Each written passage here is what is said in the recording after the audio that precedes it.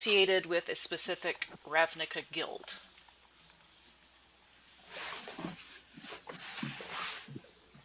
Um,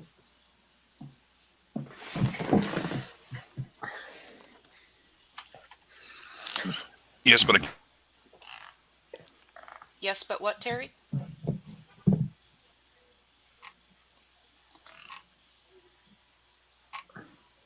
Terry, are you there?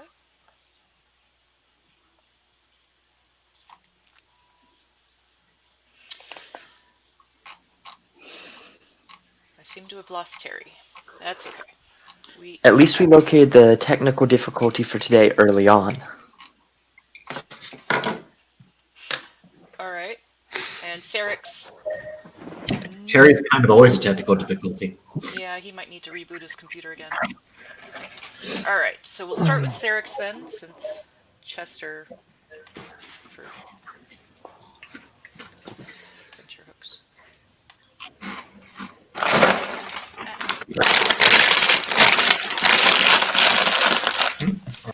Loud and crunchy. All right, Sarix, once you actually manage to get back to Ravnica after your venture off into the stars, you are approached by a Golgari Gorgon. And they let you know that the magician Teffy that works for this Crimson Serpent Rakdos Circus claims to have discovered the secrets of immortality, and while it's probably just a trick, such disrespect to the natural order of things is not to be tolerated. So they have requested you get together a group and go hopefully try to negatively impact the circus to get it to break up. Does anyone else have an association with a guild? um, with any guild? Yep, with any guild. Okay. Yeah, I've got a complicated association with the Demir, and very publicly left the Orzhov Syndicate, and they don't like me much. All right. So for the Demir, I was planning to have it kind of in line with Chester's game. So you have an awkward relationship with them, but you don't actually know that the Demir exist. You have some contacts that say they're working for a group, but you're not entirely sure what group they're working for. But the Demir, once I actually find them, your contact in the Demir, normally the Demir don't have a whole lot of interest in the goings-on of Rakdos, except that this particular carnival is acting unusual. The death count is extremely low for the amount of crowds they draw. And if there is one thing the Demir can't stand, it's not knowing something. So, your contact has actually requested you to investigate and find out why this particular carnival is so odd.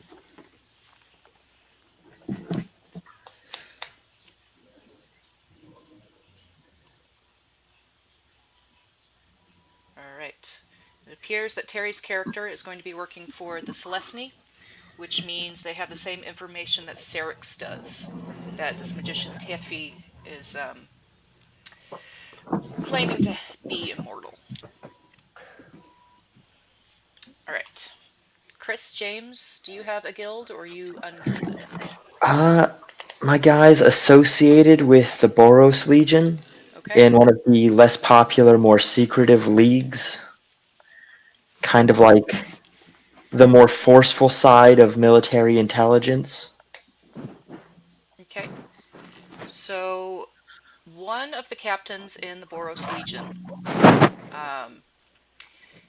would let you know before sending you off that, I mean, the Boros Legion normally is concerned with keeping the Gruul clans from destroying the city,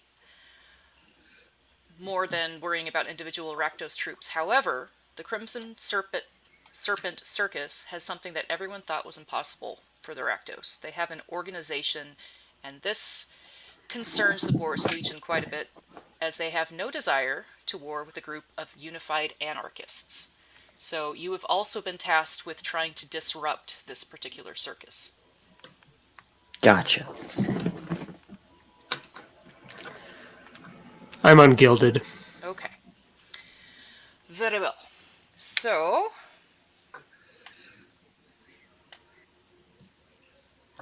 Da-da-da. All right. So the despair of Precinct 6, where your group finds itself, always feels like a physical thing, as though all the crushed dreams have manifested itself as a dark fog that clings to the dank alleyways and human refuse that cling to the barest semblance of life. Your contact does little to hide themselves. Not that you think they would be very successful if they did try. Seated at a cafe, in shining Boros armor, is a middle-aged, balding man who gently sips a steaming beverage. Tobin jumps to his feet and offers you each a chair as soon as he notices you approach. When you take your seats, he motions for a waiter to bring you a round of drinks. So once your drinks arrive, James, your character already knows Tobin. This is the captain that had passed you. He greets everyone else and says, "Thank you all for coming. I'm very glad that the guilds have agreed to work together to a common goal for once."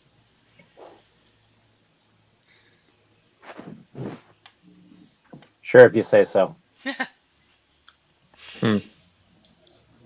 So, the Crimson Serpent Circus has converted an abandoned warehouse down the road, maybe approximately 2 months ago, and have been entertaining steadily larger crowds ever since they started setting up.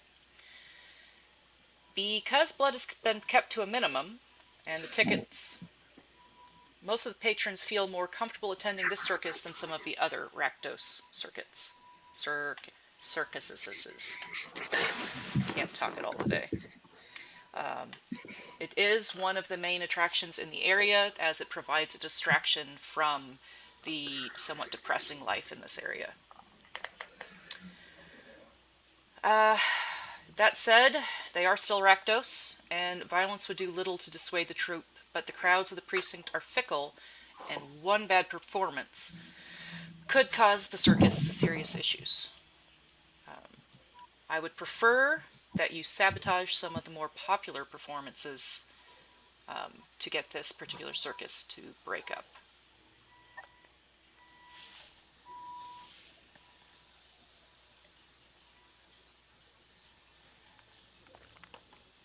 So,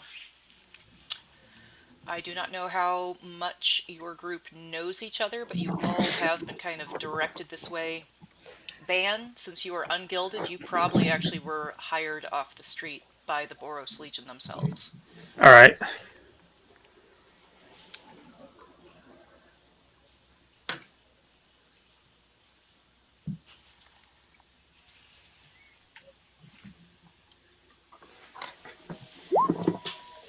Alright, and with that, how about we start with each of you describing your character so that everyone can kind of get a visual idea.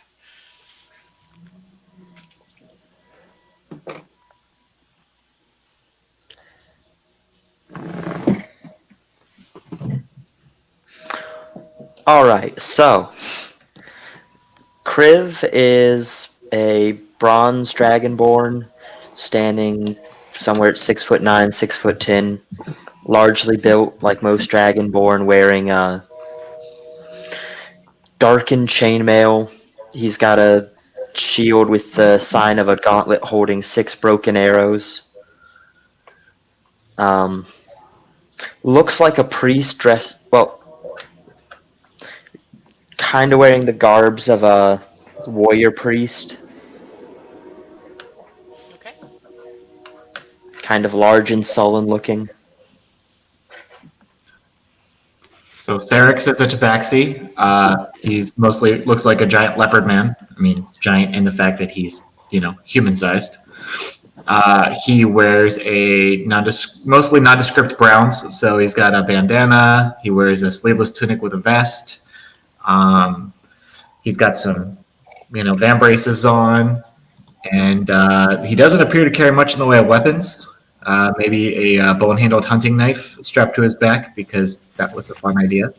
And he has an eye patch on presently over his left eye. Okay. How about Ban? Ban is a human.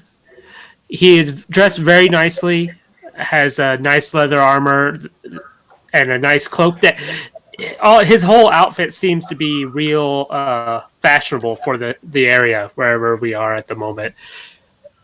Trimmed hair, has a rapier on his side, and a lute on his back. Okay.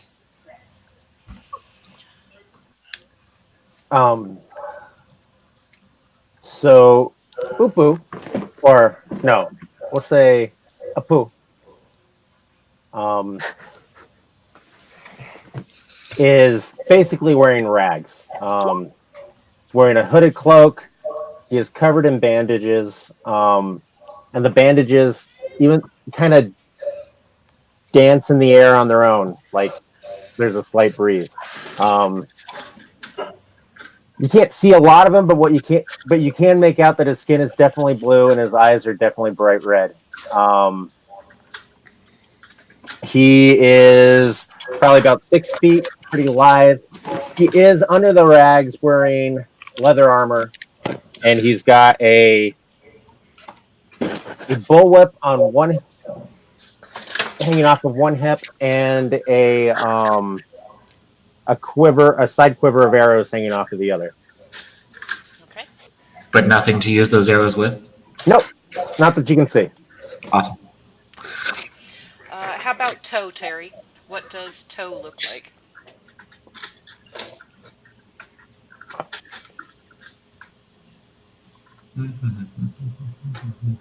You are muted still.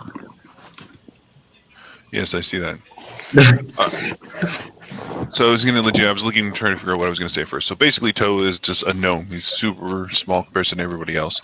I think he might be close to 3 foot, 3.5 if you ask him. Basically, he's got really long hair, almost dread-like. You would see him being probably more like a merchant or like a beach bum. I have a warhammer. I also have a longbow on my pack. And if you guys get a chance to see the back of my head, you'll see this huge scar. Like at least 2 scars that look like a huge X in the back of the head. But he usually try to grow his hair out, try not to show anything along those lines for it. He has a monocle, but he doesn't know he has it. He just found it one day and he put it on, and he keeps forgetting he has it on. So this is part of his character. Like I said, his name's Toe, but it's actually Thomas Octavius Ellington, but everyone just calls him Toe. Okay. So, with that, you find yourself sitting having warm beverages with this Boros captain who has requested you disrupt the circus.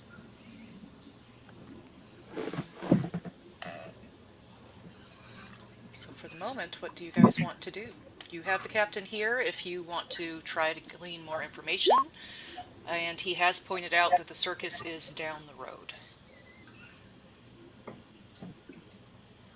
Down the road.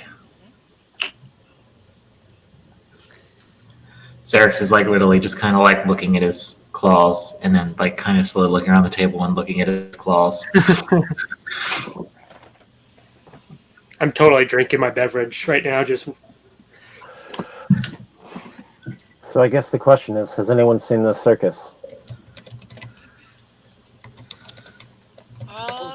Out of your group, you have not. You could go ahead and roll me a persuasion check to see if you can convince Tobin whether or not to share whether he's personally seen the circus.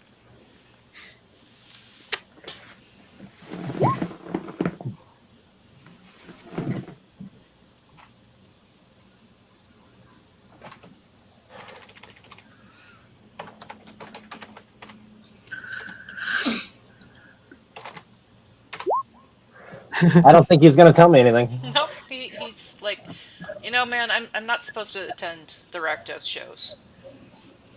Can I insight that response because I Yeah, didn't. I'm going to just roll my eyes, and then I'm going to be like, "Come on, you look like a person that would have gone," and then I'm going to try to persuade them. All right, so that was your insight. Oh, he's BSing. He has definitely gone to some of the Rakdos shows. So Circus is actually going to kind of lean forward a little bit and be like, "You don't really look like the kind of guy who's concerned with what he's supposed to do and not supposed to do. Look at the group of people you're meeting with." All right. And then he's just going to like leave it like that and kind of steeple the claws and lean back. All right. And Ban, you're trying to persuade him as well to give some more information? Yes, and All right. All right. So, please understand, I really am not supposed to attend their shows. But, in my estimation, Anna is the biggest draw. We don't get many Simics down here, and the things she can do with those wings of hers is astounding. Oh my. And, yeah. After that, I would say it's tied between the Museum of Curiosities and that strange magician they employ. I have never seen someone willingly impale themselves before. After that, it's all, standard Rakdos stuff, fire dancers, spike wheels, and body satire. So when he said that bit about never seen anyone willing to impale themselves before, Serix is going to lean next to whoever he's like sitting next to and kind of like behind his hand aside. Clearly, he's never sat through an Azorius Sinus meeting because I definitely wanted to impale myself. So, if we take out those two performers, do you think the circus would fold? Well, possibly. I prefer things clean when I'm working. If you can take those two out, it will greatly impact them, but I think you might need to do at least disrupt one more show after that.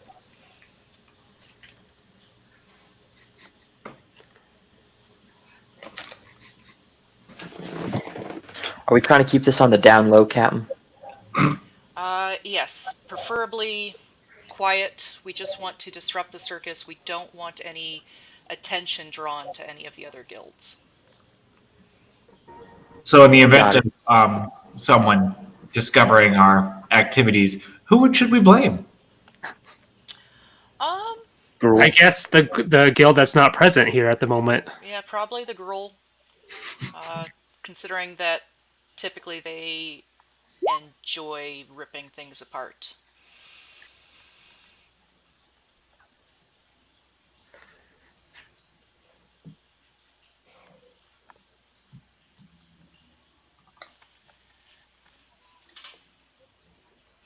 So at that point, Serix kind of pulls Pack up from under the table. It's kind of very large for Pack, sets it loudly down, opens it up, and starts like sifting through it. And he pulls out like, if you've ever seen Hellboy, how he's got like all the holy symbols like just in a mash.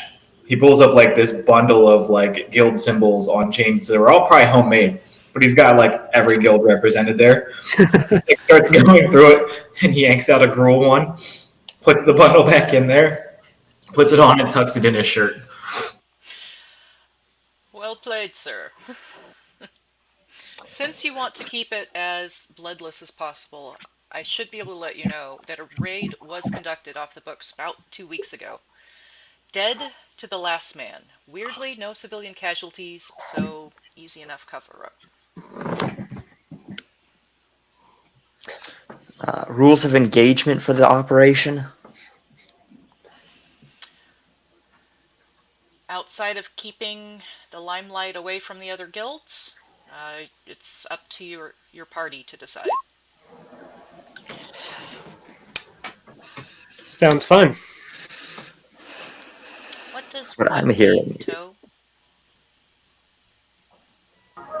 Rules of engagement? I mean, I'm just here to help somebody out. I don't know what that means. What it translates to is civilians expendable. Is that like the movie?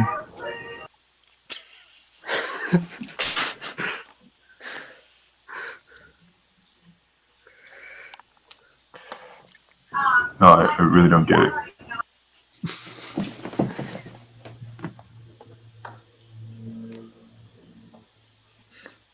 Are Can anyone explain? Because if not, I'm really gonna be lost. It's okay to be lost. Just follow that one, and I point at whoever's the tallest among us. Who would be the tallest amongst you? Maybe the Dragonborn? usually Yeah, because I'm just a human, so. Yeah, okay, so I apparently keep on Crit. ending up playing tall characters. I don't know why. They're either tall or they're short. There's no in between. There's no like average height characters for me. Is compensating.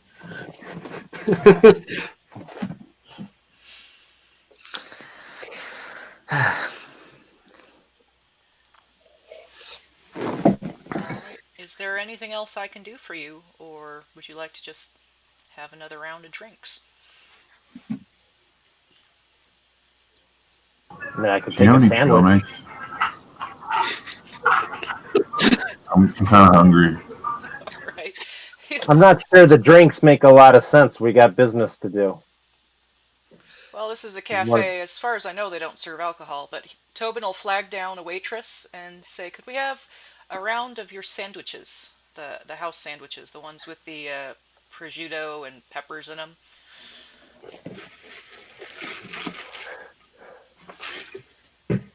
You just got like ham. That sounds a little fancy. Sure, we've got ham. I can bring out some ham sandwiches and some of the house for you guys. She'll scurry off. Come back with sandwiches in a moment. Serix will definitely look at the ham sandwich place before him disdainfully and be like, I thought you said prosciutto?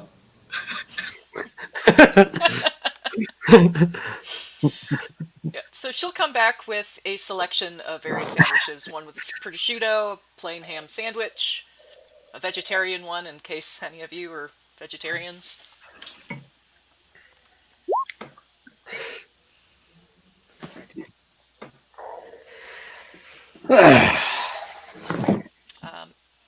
If you don't need me anymore, I should be getting back to my post.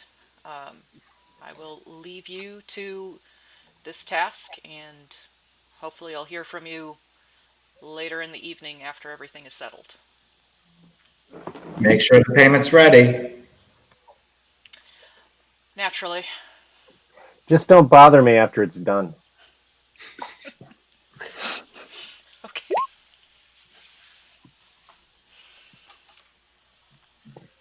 Alright, so what would you guys like to do? After they're done eating, I'm just going to get up and start walking out the door. Okay. Figure out where this place is that we're going.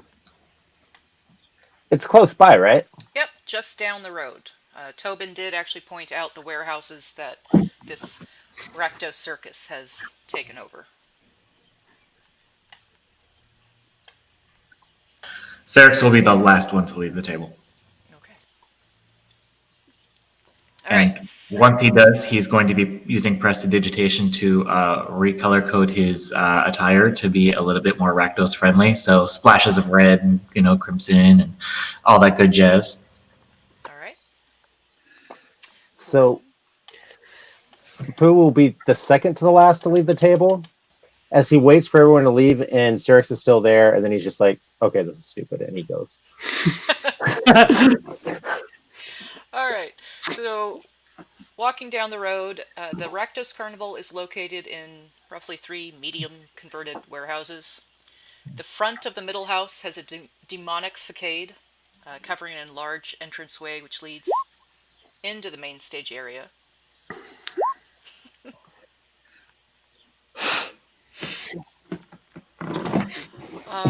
In front of you is obviously the performing center of the Crimson Serpent Carnival. Where the door to the building should be is a 20-foot tall, smiling demonic mask.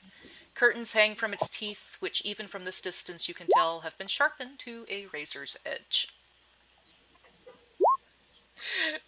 Standing guard of the entrance are 2 hill giants. One looks mostly asleep, while the other seems to be fishing something out of its ear. Is there like a ticket booth or anything like that?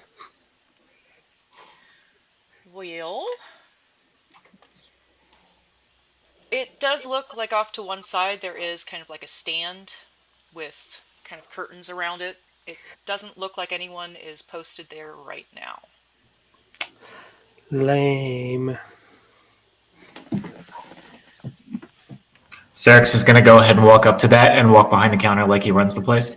And I'll walk up right up to him and like, I need some tickets for the show. All right, so the hill giant will say, "Stop! It's not yet time for the perf." The word is performance, sir, and I'm actually here to sell pre-sale tickets. Yeah, you don't look like the normal person, but Of I mean, course not. Look at me, I'm way prettier. Rakdos doesn't settle for the common man every day. We must spice things up and have a little variety to keep customers guessing. Okay. I mean, but all of yous, he looks at you suspiciously, Sarix, but all of yous, if you want to check out the, damn it, the place with the shiny things, and he indicates the building kind of over to the right.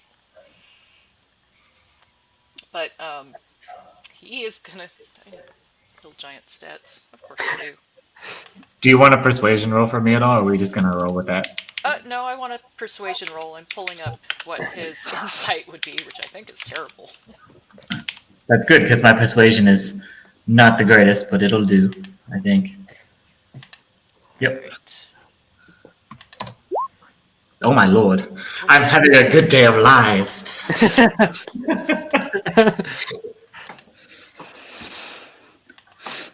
I'm not even sure if I should roll. I don't think he can beat that. I work here now. No, so, yeah, this particular giant does believe that Sarix is the ticket booth operator. For pre-sales. Pre-sales. Pre-sales. I'm not sure what pre-sales are, and kind of scratches his head. Yeah. I mean, one of the people should be out with tickets for you soon. So what do I do for the customers who are waiting for the pre-show? Yes, I would like my ticket. I'm here early for this ticket. Pre-show? Which one of the actors was going to do a pre-show? The one with the wings. Oh, Anna. Oh. Well, I guess then take their money and we'll escort them into Anna. Yes, yes. Everyone, please, give me your money, and my lovely associate here, and he points at the hill giant, will escort you in to meet the magnificent Anna. Wait till you see the things she can do with her wings. And his paw comes out expectantly looking for coins. Yeah, I give him something that's in my pocket. Okay.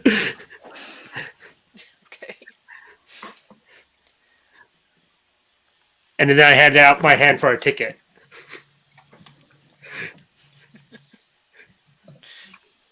All right, Sarix. The hill giant is watching all of you and seems satisfied that Ban has provided a something. There was an exchange. There was an exchange. How about the rest of yous? I'll just get in line and do the same. Same. I'm looking for other entrances, windows.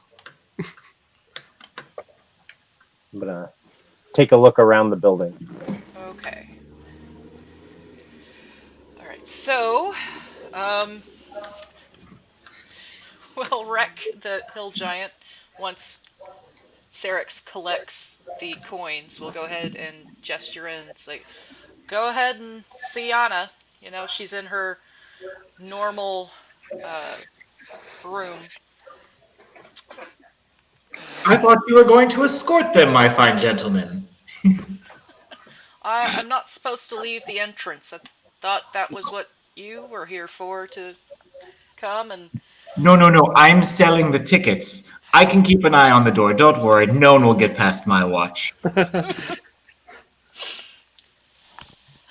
The Tatiana would vigilant have gaze my. of Rakdos shall frown upon anyone who would dare enter without permission or a ticket. No, no, man. Tatiana said I have to stay here. You know how she is. I do, and let me tell you, she's quite the biter. That is true. All right, so Tucker, um, are you going to be heading to your right or to your left? Like facing the. Yeah, if you're facing this entrance here, would you be headed to your left or to your right? We'll go. We'll go to, I guess, my right. Okay. So to your right is an entrance. It's B1. Head up to that note. So inside of there is an entrance that you can go into, and you will pass two human performers along the way. It is a long, narrow room that sweeps out before you. Along the walls are various murals that depict famous historical events from Ravnica's past. In the center of the room are glass display cases, each one holding some bejeweled artifact. A placard rests in front of each one explaining how it was found. And finally, at the end of the hall rests a figure with glowing red eyes and armor that seems to be emitting smoke. Okay. Is it all one? Do these buildings all seem to be like one level? I mean, I'm assuming. Like how tall? So the center one is almost 3 stories tall. It's actually big enough for a trapeze act. The one that you're in, B1, is Mm-hmm. about a single-story building. Okay. Do I see any windows or anything on that third-story building? It doesn't look like it. It seems to be pretty solidly constructed up there. Okay. Are there, and do we see any other patrons, any other customers, any other people just who seem to be going to the circus, or is it? So up and down the street, there are people walking back and forth and headed to some of the other buildings around. It looks like some of them are starting to look at the circus, but it appears that they're waiting for the ticket counter to actually open, as though most of the people that are getting ready for the circus know that they have maybe a couple hours to wait still. Okay.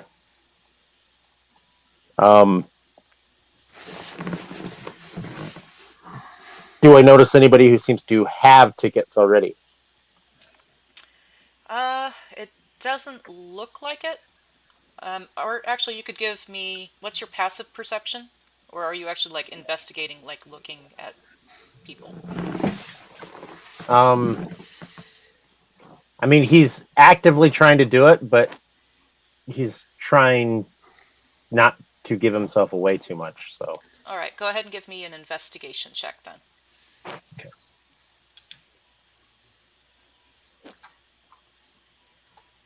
I'm not good at anything. So, No, it doesn't look like anyone already has tickets. all right. Okay, so Well, with no other entrances, he'll go back.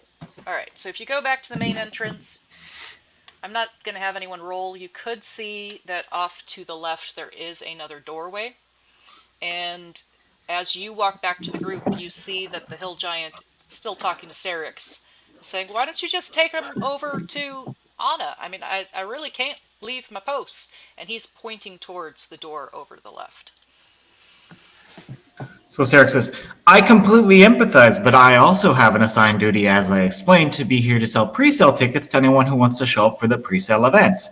It's not like they'd trust you to take money. They only trust you to guard doors and escort people, which, escorting people, is what I'm asking you to do. No, man, Tatiana would have my head. And he crosses his arms and begins to ignore you. It's like, so where was he pointing? Towards the door for Anna? Yep, so he was pointing over here to the left. Did you see that ping? No. Yeah. See where Circus is here, Yeah. a little bit further to Okay. the Yeah, I north. see it now. Okay, Are there any writing implements on this ticket counter? not Like at that the I can moment. make a sign? Nothing I could make a sign with? Damn Not it. at the moment. I don't think I have anything to make a sign with. Yeah, I'll just start walking that direction then. Okay. Going to that door. I have a ticket. All right. Oh, I've got prestidigitation. I'm going to write the word closed until further notice on the front of the ticket counter.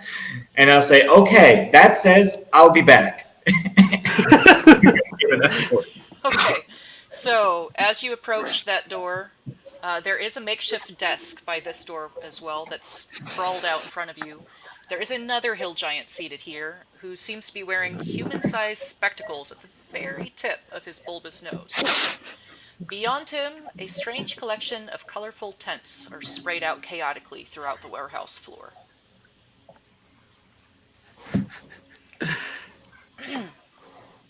So I guess I'll just keep in character and pretend like I'm a tour guide. Yeah. So as we enter, I'm literally just going to start describing the things I see them. I'm just going to be like listening to them. Yeah, cool. Are the tents that our various artists and performers call home.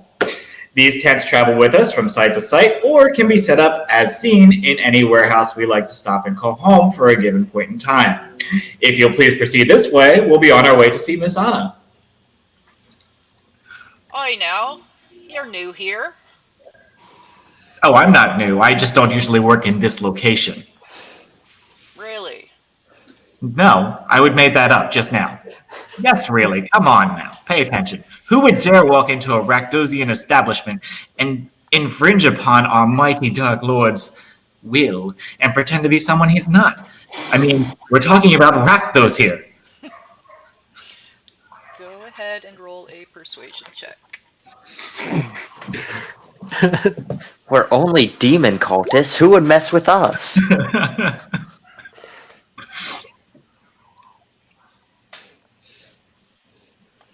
Okay, yes. Okay. Very well, and he waves you into the tented area. I do need to pause just a moment as I grab some more water. Nice. This is working out well.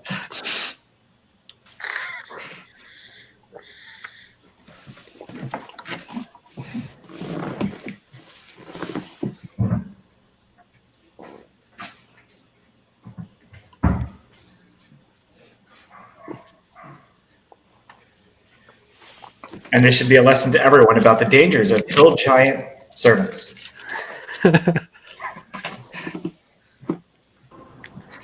And for anyone else that smokes, Toe already offered you guys a cigar or whatnot.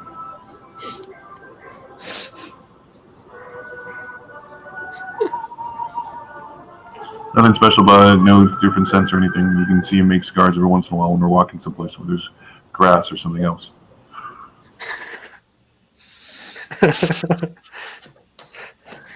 It's all natural. What kind of creature is Toe again? Gnome. He's a gnome. It's a regular gnome, but he's really small, except he's got a huge scar on the back of his head. And he's got long hair, kind of more of a mullet kind of hair, but it's like long, so he tries to cover it. Cool. Just laid back. Yeah.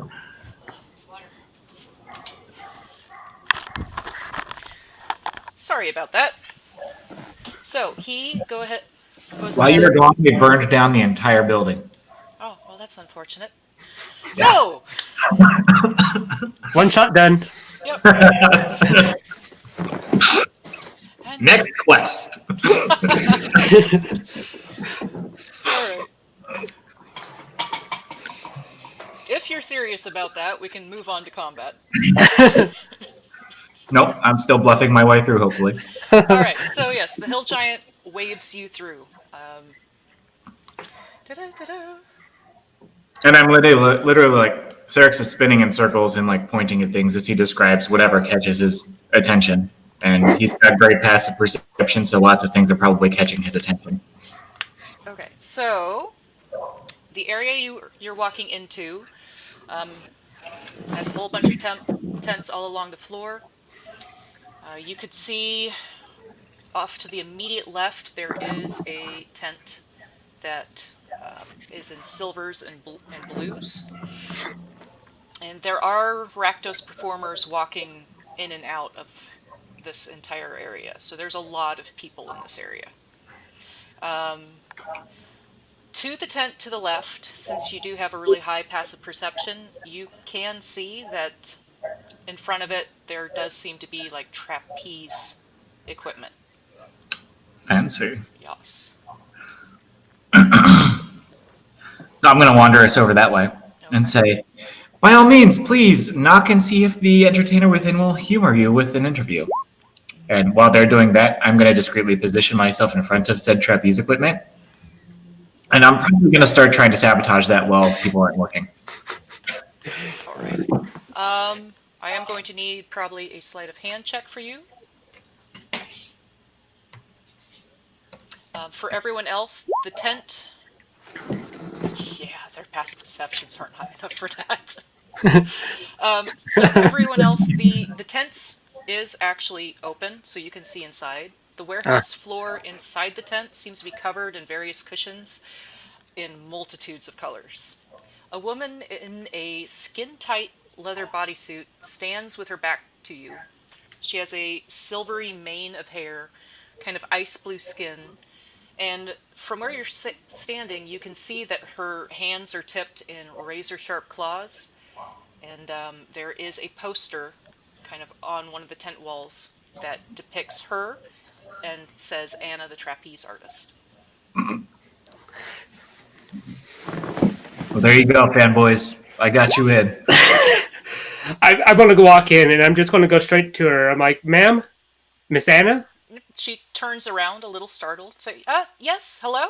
Hi, my name is Ben. I'm with the Ravnica Gazette. I am here for an interview. Oh, really? Oh, Yes. I hadn't heard that one of the Gazette was here. Would you like to take a seat? Sure. And I'll follow her to wherever the seat is. They're cushions. They're cushions? Yeah, they're cushions on the floor. She folds her legs underneath her and sits down on the cushions. Lovely. So, yeah. And so I'll get out like a pad and a pen and stuff like that, and I'll just start like asking her how she started this kind of line of work and about her act. Are you asking out of character, Terry, or are you whispering to someone? What is out of character? I was just saying move lines. That's why I was trying to say Terry instead of Toe, so I changed the name. You will need like 3 different acts disrupted to move on to the next part of the scene. So Anna says, well, I joined the Rakdos Circus because with the Simic modifications, I am an excellent trapeze artist, and it seemed to make sense.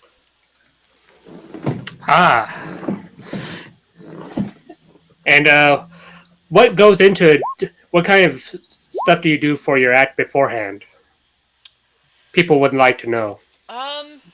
Mostly it's stretching, and I mean, the days before the performance, I do practice quite a bit. Ban, what is your wisdom score, by the way? Passive or just my score? Your passive, like, wisdom, your passive insight would be what I would be looking for. 11. Okay, so she seems to be being truthful, by the way, but she's definitely holding a lot back. All right. So yeah, I stretch out a lot, and I practice my routine throughout the day until the act starts. And she's got wings, right? Yeah, when she moves her arms, you can actually see that it's like a membrane in between her arms and her legs.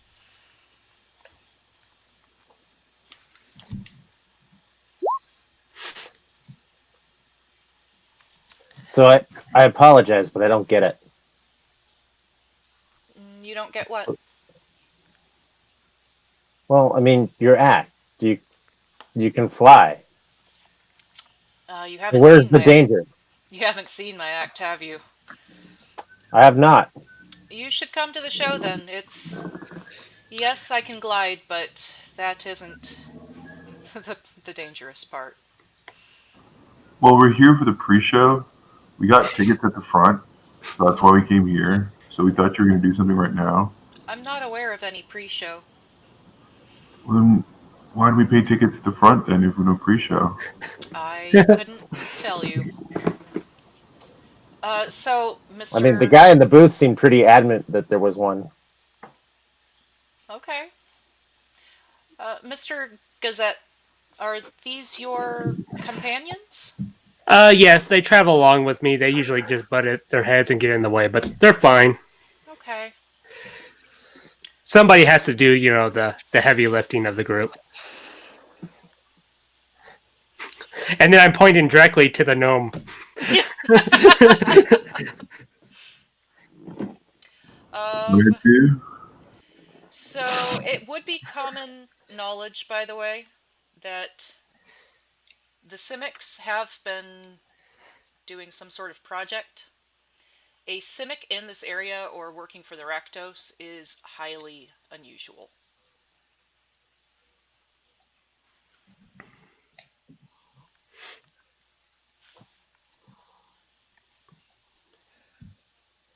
Hmm. So what's time is the show? The show should start in 2 hours. And do you know who else will be performing tonight?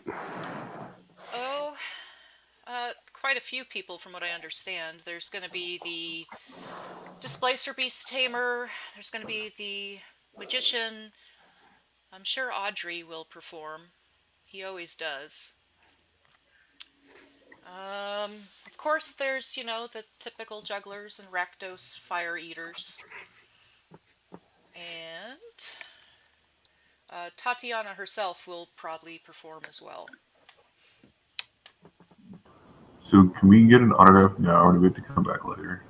If you want an autograph, I can give you an autograph. Please, but I don't have anything to write it on, so if you like a pen and paper and stuff, that'd be great. She will get up and go over to a chest along one side and open it up and pull out a pad and paper and come back to you and say, "Who shall I make it out to?" Thomas Octavius Ellington the third, or Toe, whatever's easier. I'm not sure for you. So she writes it out and signs her name and hands you the piece of paper back. Oh, you want my autograph? He signs it and hands it back to her. Thank you. You're welcome. And then he just kind of rips her part off. Okay. So, I do have to start stretching out and check my gear. Is there anything else you need for your article? No. No, thank you. I'll just go ask around for the other people. Okay. But I will be paying attention to where she goes for her gear. All right. Do you need So, help? go ahead. Do you need help stretching? Because I mean, like, we're here and we can help, and I think it'd be better for you because you can stretch out a little bit better. I mean, we can help you in the low parts and point to somebody else. And we can help you with the high parts. I mean, we're here for you right now since we got 2 hours to kill. So I mean, if you're not doing anything and need help, we're here. This man here is magic with his hands. I'm patting him on the back. So she actually does laugh at this, and it sounds almost as though something was released and relieved inside of her as she laughs. She says, "No, that's fine."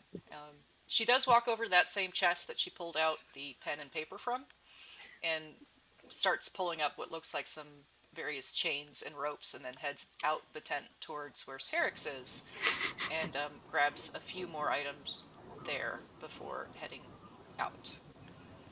So, question for you. So the room itself, like you said, you explained it along those lines. Do we get anything from the room that seemed to be different or special? I mean, not like looking at anything magical, but something that like drew our attention, other than her poster on the wall, or anything that we might have gotten from when they opened the chest. It looks like there is more in the chest than what she pulled out. She does close it and it locks behind her, but it looks like, other than that, it's just kind of like a birthing area, like that there's cushions all over the place and some blankets, and that's it. After she leaves, Syrinx goes ahead and joins the others in the tent since his work is, in theory, done now. Okay. So if there's an extra cushion that's out of place, I'd like to take it. Say again? So if there's an extra cushion out of place, I'd like to take it, because if we're going to watch the show after 2 hours, I'd like some Okay, there's a lot of cushions here, so yes, you could actually pick one and take it. It doesn't look like Anna was too worried about anything in the cushion. I'm going to go ahead and use prestidigitation across the inside of the tent walls. And I'm going to paint a couple eye symbols, like just all throughout, like uncomfortably detailed eye symbols. And then on her poster, I'm going to put in her final performance tonight with today's date before we leave. Okay.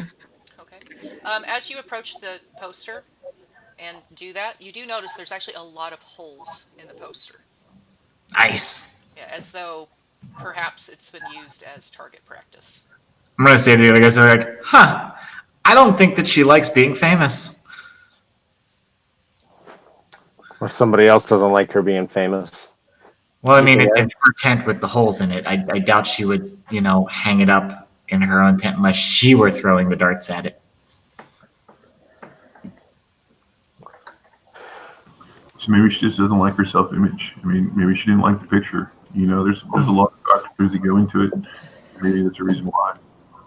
Or maybe she's actually trying a different act, and she's like doing knife throwing, and she just ended up throwing it that way because she wanted a target. But the other ones are too expensive, so she decided to use that one instead. I mean, you got to think on the bright side. I mean,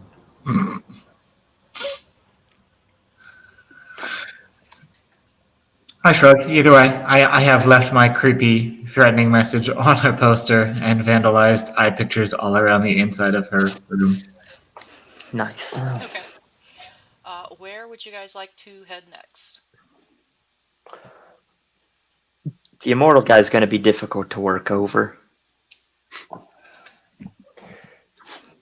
What was the third person that we had to mess with? There was Tatiana, and there was one that performs all the time. She said, Audrey. Andre, Audrey. oh, Audrey. Mm-hmm. Then that one, but I was outside and I don't know that.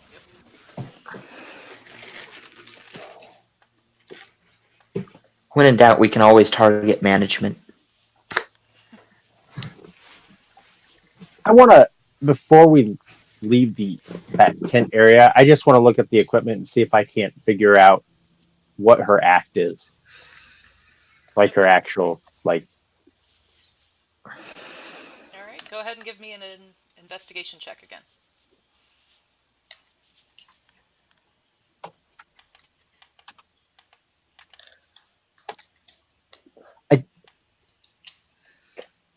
I do have acrobatics. Can I use that instead?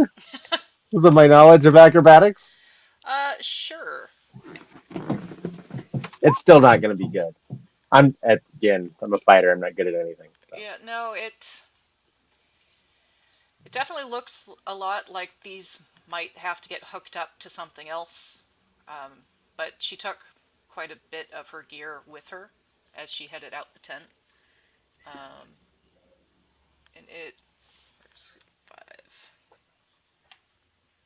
5. Yeah, it looked like, from Sarah's perspective, it looked like she headed out and was heading to the main warehouse.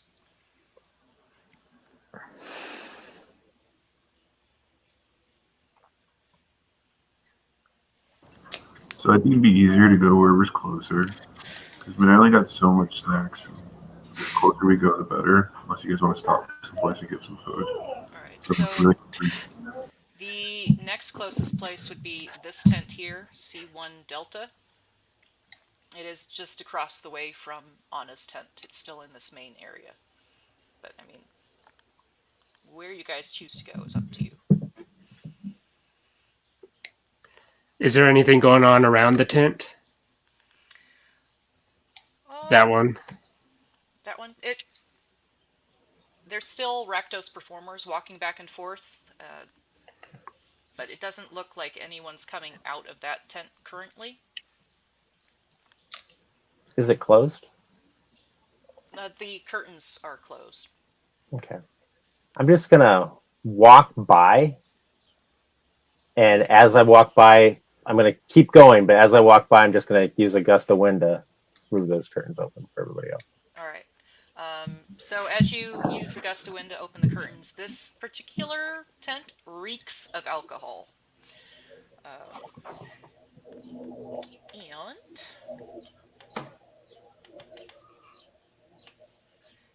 Reeks of alcohol and rotting meat. Inside, you can actually see a large man is covered in fur and vomit and is snoring on a cot.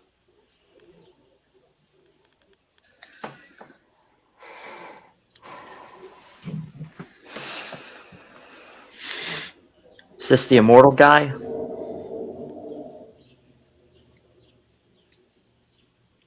Are you asking me or your party? Yes.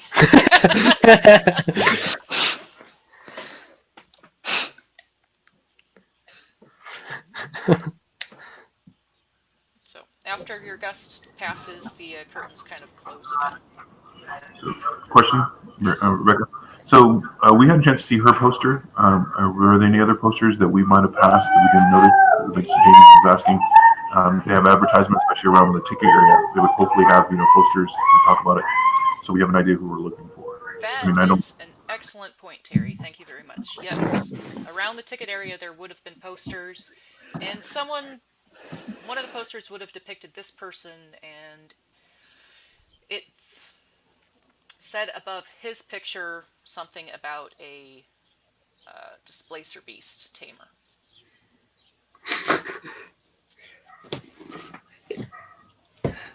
Hello, kitties. Were there any signs of the displacer beast in the tent with him, or are they being kept elsewhere? It looks like the displacer beast is elsewhere.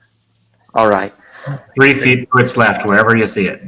I'll kind of walk up to the tent nonchalantly, drop a zone of silence on it, Okay. make my way inside, and put a dagger through his eye. Yeah. I am going to need a stealth check.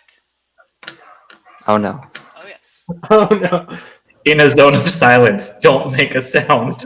Now, I will give you advantage on this because it's going to be sight, not sound, but I do still need this stealth check. All right. Does that reach? Say again? Like, what is the area on a zone of silence? How far out is that going to reach? It's a 20-foot radius. So, Bigger than the tent. yeah. It's a fireball of quiet. Just kind of keep people outside of that area for a bit. Maybe.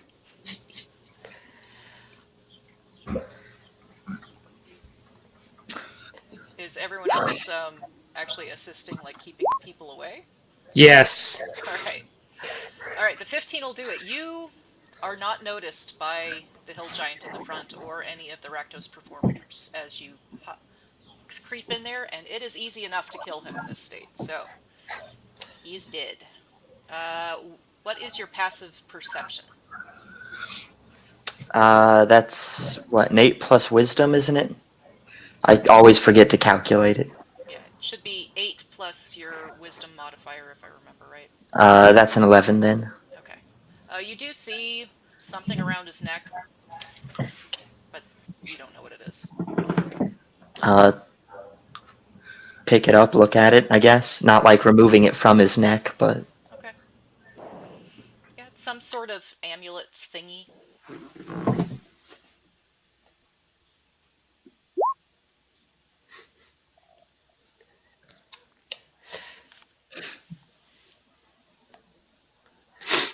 Okay, leave the tent. Okay. As he leaves, I'm going to use prestidigitation on him to clean himself of all the blood. If Nice. there's any on him, just get rid of it. and then I drop the zone of silence. And then we walk away. I'm going to ask him which one he got once he's back out of the zone of silence.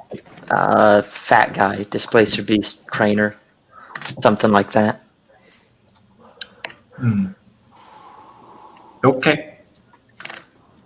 Alright. From where you guys are at, you can see to what would be the south on the picture. There does seem to be a stairwell over here. And there are more tents further back in the same warehouse. See.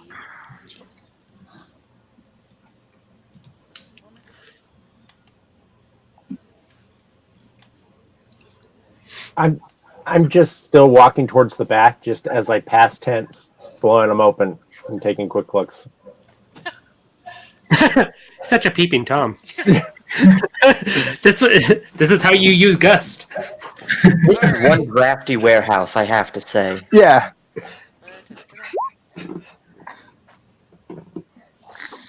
Okay, so as you're, let's see, which tents have you walked by so far? Which one was the chicks? The wing girl? The wing girl should have been this one almost first to the entrance. Oh, This cool. one is the tamer that you just killed. Okay. So I've probably gotten this one and probably the back of this one. Okay. Because I didn't stop. Like, I didn't even hang around while they were killing the guy, so.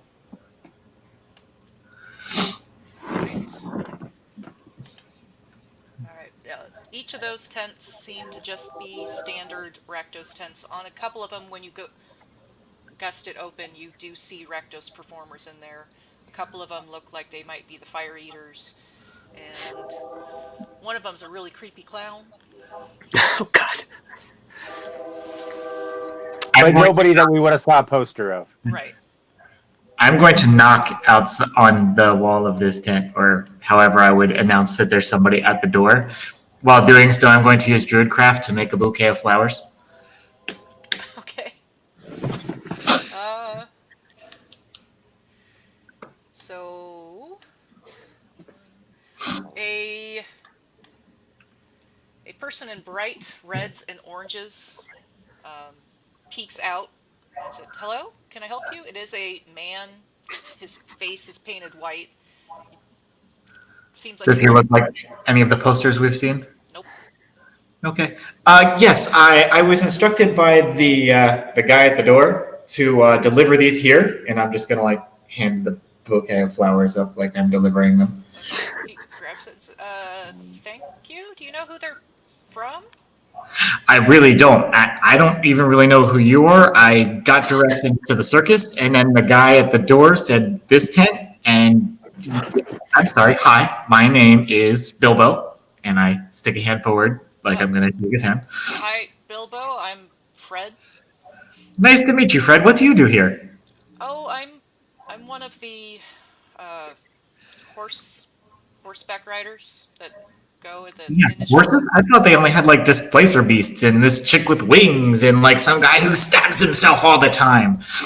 I didn't know you had horses. That's pretty badass. Yeah, we've got some horses. Do some tricks on them before, the main events. The kids love them. Nice. Where do you keep the horses at? I mean, I don't like warehouses too much, huh? No, they don't. They're with the other animals on the other side, the other warehouse. Ah, that's probably smart. No one likes the smell of horse poop first thing in the morning. Well, anyway, I gotta get back. There's probably other deliveries. Thanks. You're welcome. All right. I believe Toe had something that he wanted to do. Yeah, so I'm knowing that we have found clowns. I'm going to go up to the clown and ask to get my face painted. But it's going to be like a sad face and like tears on the clown. Go ahead and give me a persuasion check, as this kind of creepy looking clown does look like he was in the middle of prepping something.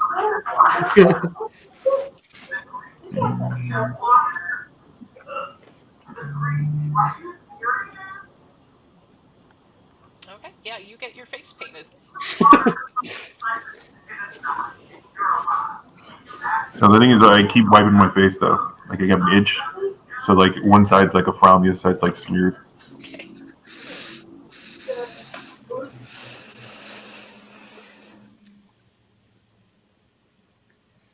Hope you guys don't mind little clowns. It's my character's greatest fear now that you mention it. Good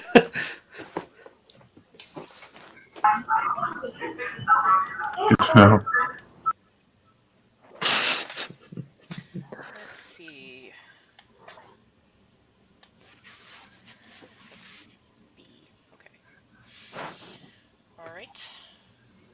Where would you guys like to go next?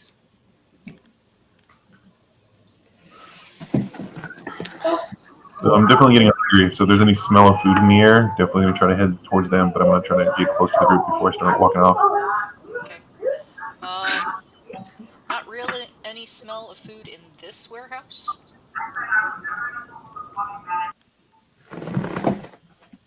I do want to check the other 3 tents. Okay. So, in... I have to keep shifting back and forth between my notes, I'm sorry. In C1F, that's going to be the last one, so I'll go That one the there? other ones first. Oh, so that one. Yeah, that one.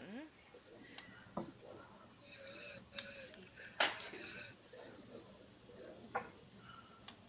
There is no C2.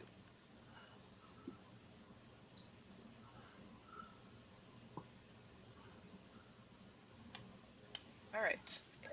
The other 2 tents don't have anything in them other than typical cots and berthing areas. However, in C1F, this particular tent seems completely bare except for a single crate that has a protruding crank from its left side. Don't do it. It sounds like something the clown should do. Start pushing Yeah, see, along. this is the thing. Like, okay, I wouldn't. My character wouldn't, but I so want to. You should do it. I'm just going to. I'm gonna find Toe. Yeah. What is your passive perception before you leave the tent? Oh, 10? Okay. No, 12. Sorry, 12. Alright. I will try to remember that. So you go out and get Toe? Yeah, I just mentioned to Toe that there's a really cool box over in C1F. We're I about don't know. It's probably gonna open in the show. Well, I don't want to ruin the surprise if that's gonna happen. I mean, we still have 2 hours to kill, and when we paid for a ticket, so it might not be worth it to ruin the surprise now. Yeah, probably right. Although if there's no show, we'll never know, right? Why would there be a show? I mean, we paid tickets for it, and she said it was 2 hours. Yeah, I walked out. Okay. You're not going to try it? So is the upstairs like, when you said there's stairs that go up, is it just like a big open like catwalk that goes around what we're already in, or does it look like there's another floor up there? It looks like there might be some rooms up there. Some actual rooms with walls around them. I'm going to go upstairs and investigate. Alright. And I'm going to make more flowers as I go with Druidcraft, just in case. Alright. The staircase or the... Yes. Alright. No, I'm closest to that one. Alrighty. So... in this one, there is a door at the top of the stairs, and do you go ahead and enter? Yep. I know. There isn't anyone in here, but this office is covered in posters, all depicting the circus acts from precincts you've never heard of, such as Sharn, Waterdeep, and Malatane. A small roll-top writing desk, and a threadbare cot seem to be the only furniture. I'm going to walk over to the desk if I don't see any people in here and see if I can find a piece of paper and pen with which to write. Okay, the desk does seem to be locked. Oh, that's no impediment to someone with 2 levels of rogue!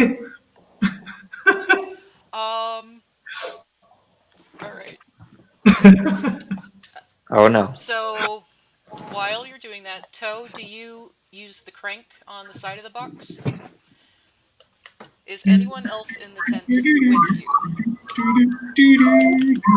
I'm going to stand outside the tent. I'm not walking in the tent. Okay. How far is the box in the tent, though? It seems to be sitting right in the center. So you do hear, like, the Jack in the Box music, and suddenly, kaboom! And, Toe, you take 13 points of fire damage as the box explodes. Which then you hear a bunch of laughter around the warehouse as Rakdos performers are starting to run towards that tent. Circus, what is your lockpicking skill? So that does, I don't, it's been so long since I played a rogue in 5th edition. How does that even work? So if you have I do have lockpicks, and I have the proficiency. Alright, so it would be Dex Okay. plus your proficiency modifier. So it would be 1d20 plus your Dex modifier plus your proficiency modifier. So 1, wow, I'm not typing.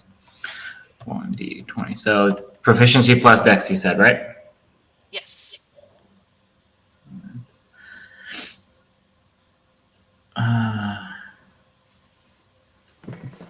Wow, I can't do math. This is why a character sheet comes in handy sometimes, right? It's either one of those two. Oh, I'm low. Alright, that is enough to open it. So, Huzzah! as you open it, just as it reaches the top, you hear the big explosion across the warehouse. And I jump. Inside you find 50 gold pieces, Ooh! 2 halves of a broken mask, a painting of 2 blonde-haired children, and a wadded up letter, which I need to add to your journal real quick. Huzzah! I love journal entries. Maybe it would be better We've if I noticed. just put it on here.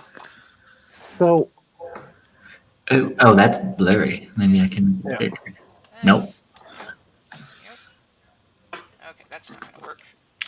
I'm gonna just cover my face so it doesn't get awkwardly close to the screen as I try to read. Right?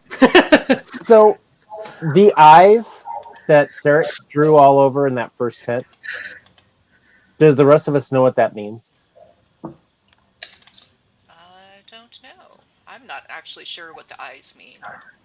I was just going for the creepy. She's being watched along with the painting on her sign that now says that. Oh, okay. It's not like a guild symbol or something, or No, I was just literally trying to creep her out. Like that she's being watched and that tonight's going to be her final performance. Alright, why aren't you opening? There we go. Alright, I shall read this letter that you find. Okay, that works. To my dearest F. It is with a heavy heart that I must write this letter. You have given me so much. You took me off the streets, taught me a trade, gave me a purpose. However, more and more, I find myself conflicted by the duties that you and Tatiana ask me to perform. I simply have no stomach for murder, so I ask you to rescind our bargain. You may take of me whatever price you wish, but I wish to live the rest of my days in peace. With eternal love, A. Petrovka. Is there a pen also in this desk? Yes, there is.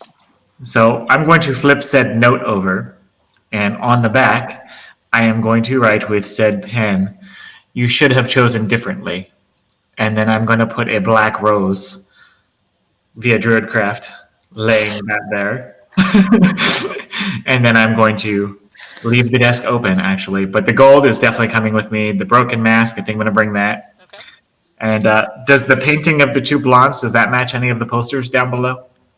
Like one of those people? So, one of the posters, the one that is listed as Ringmaster's assistant, he is a beautiful blonde-haired, olive-skinned man. Gotcha. So I'm actually gonna rip that picture in half and leave like one half on either side of the note so that there's one blonde on one side and one on the other, just to like really set the stage for this whole scene. And then I'm going to leave the room. What was your passive perception? Oh, that is awesome. I am really good at that. Uh, I have a passive perception of 17. All right. I believe that's high enough that you recognize the facial structure. Anna, the woman with the ice blue skin, Okay. very similar facial structure to the children if they were adults. Similar facial structure as well to the man Audrey. Okay. But coloration looks completely different. Gotcha. I'm still going through with that. Tearing it in half, one on either side of the note that says you should have chosen differently with a black rose. Okay. All right. So you have successfully damaged some of Anna's equipment. You have killed the Displacer Beast's handler and left some creepy information.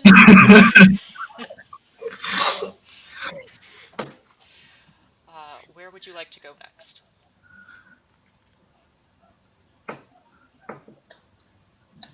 Well, okay. So, what's happening with the explosion? Yeah, thank you for reminding me. So, Toe, you blasted back, you're on the ground, the tent is on fire. The curtains in the back of the tent that were along the wall are also burning a bit, and about 20 Rakdos performers are running your way. Everyone else, you do see a whole group of performers running towards the burning tent, including a man in very elegant robes who looks like he might have a wand next to his hip. Is that Andre? No. This man has a dark brown hair. Taffy! Oh, this is the magician that they were talking about. Yeah. Okay. Is he kind of behind the other people? A little bit, yeah. He's letting the other Rakdos like run forward. Okay, yeah. While they're distracted, I'm going to take this guy out. All right, how would you like to take him out? I'm going to.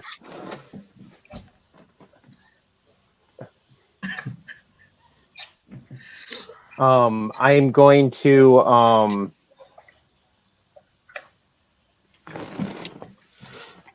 First of all, I'm going to summon my rapier. But I'm going to do that kind of nonchalantly as I'm still kind of walking toward past everybody, and everybody's going crazy. I'm going to try to get behind him, and I'm just going to try to wail into him. All right. Seeing as how the hill giant had also moved from his post, it is very distracting though. So give me a stealth roll with advantage to see if he notices you as you stab Tiffy. Okay, that's good enough. So yeah, I'm guessing that you're probably going to cover the guy's mouth so he doesn't scream as you stab him. No. Okay. No, because I'm going. I want to make sure that I kill him in one shot. So I'm going like full on Full-on fighter. Yeah. Okay. He isn't wearing any armor. Well, that's good. I should hit him. Yeah. So you're going to hit him. And then let me roll some damage for me. Oh, you don't want me to roll an attack roll? No, because, I mean, he's distracted. You're getting him from behind. He's not wearing any armor. Hadn't done his mage armor at all. And Gank the mage. Completely distracted. He is headed towards the tent. Okay. Was not suspecting anything.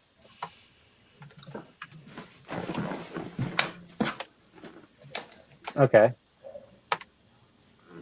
There's the rapier. Okay. Then with my other hand, I hit him with my whip. Okay.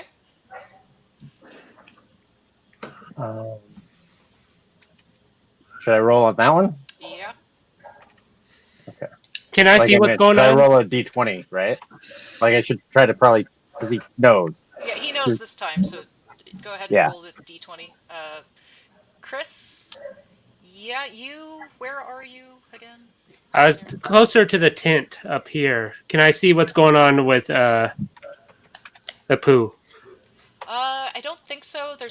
There would be a whole group of Rakdos in between you and Apu. Because, from what I understand, Apu is back over here, right? Actually, that's close enough. You might, if you were looking towards Apu and not towards Toe, yes, you probably would see him. Well, I would be looking towards all the commotion that's coming towards us. Okay, then yes, you would see Apu. All right. And that does hit Tucker, so go ahead and roll damage for the whip. Okay. Okay. He's still up? He is still up, but... Okay, so action surge. Okay.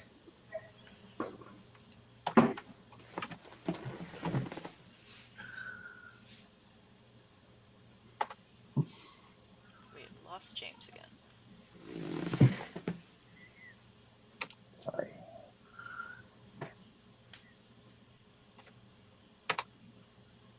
Definitely hits.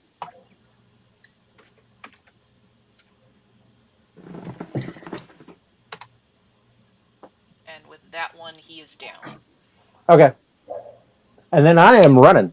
Okay. Because I dropped him right in the middle of everything. And he might get back up because he's supposedly immortal. So, with that, Ban, you do see Apu kill the mage and then is running out the door. All of these Rakdos performers are now standing around Toe, who is on his back smoking a cigarette. And they are laughing up a storm as they begin taking out cudgels and knives. And this big hill giant is also bearing down on Toe.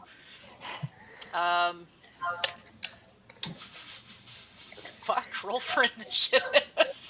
Unless you guys are trying to like get out of here, and we'll just have to focus on what Toe does. So what does everyone want to do before we go that route? I'm watching at the moment, probably from the stairs that I was coming down from being upstairs. Okay. But yeah, I'm on the far side and no one's looking my way, so I'm just gonna kind of duck down low and watch for the moment. Alright. Bon and Kriv?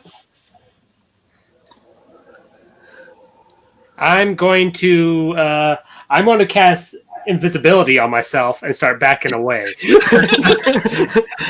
Right. I'm sorry. It's like I don't know these people.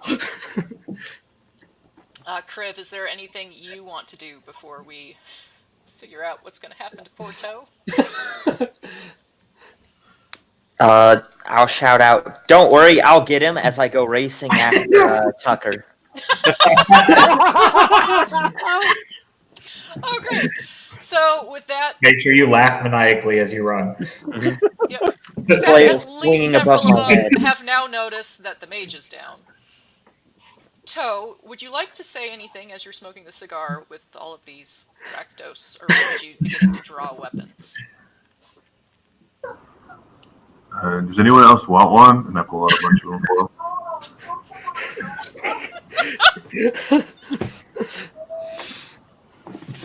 Yeah, they will go ahead and take the cigars and bring you up to your feet if you're not resisting. Nope, it's easier that way. And they I'm more embarrassed than anything. They will bind your hands behind your back and begin taking you out of this area towards the center warehouse. Several of the Rakdos start dragging the mage's body away, and more of them, seeing Kriv running after Apu, go running after you guys. Yeah, so I'm still smoking. Okay. How many are dragging away the dead mage? 2 of them.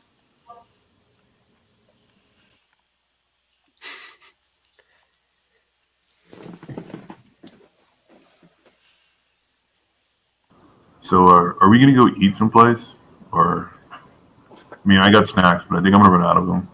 And we still got 2 hours till the show starts. So I think I need to eat something. That is hilarious. Okay. Let me first check real quick on something before we.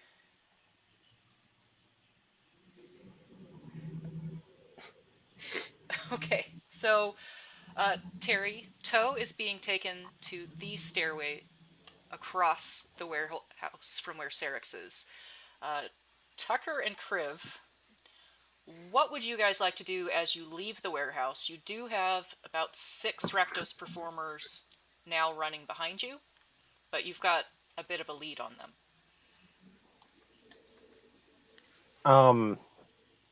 So when I get out,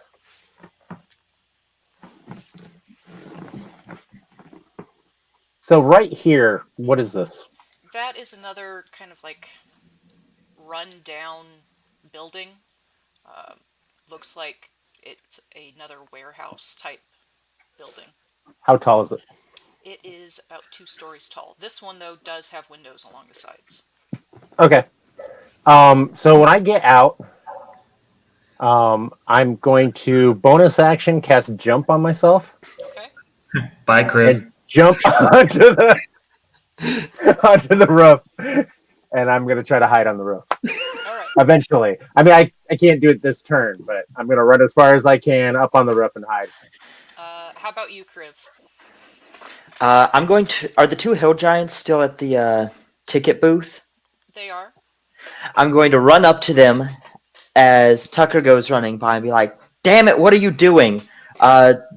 Someone killed the mage in there. They were disguised as some of the crew, and some of them are still in there. It's a fucking bloodbath.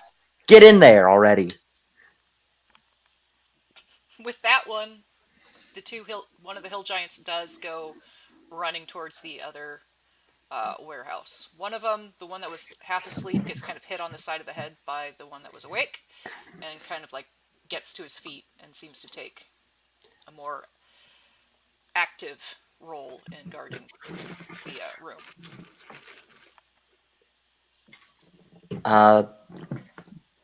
Bloody hell, this has turned into a right mess, and I keep running off after Tucker. Okay.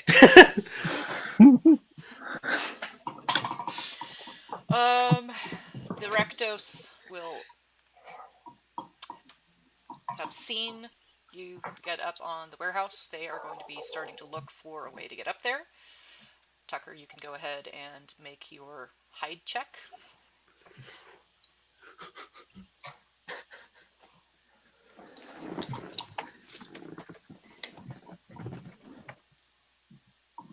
Okay.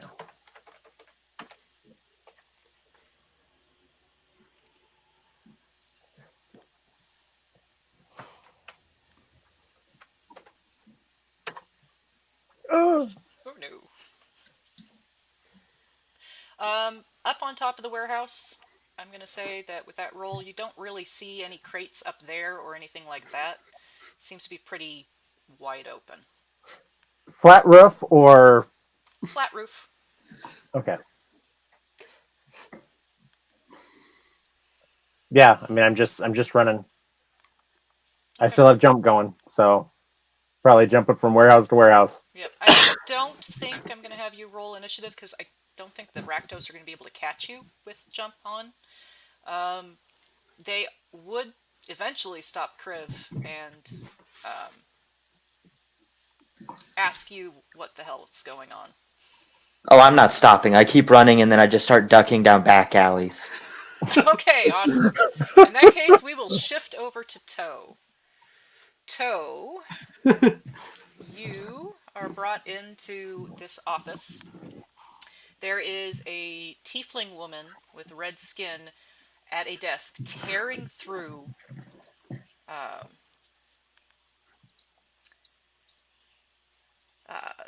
looking through the ledgers. This woman looks kind of mildly annoyed as she looks over her shoulder at you.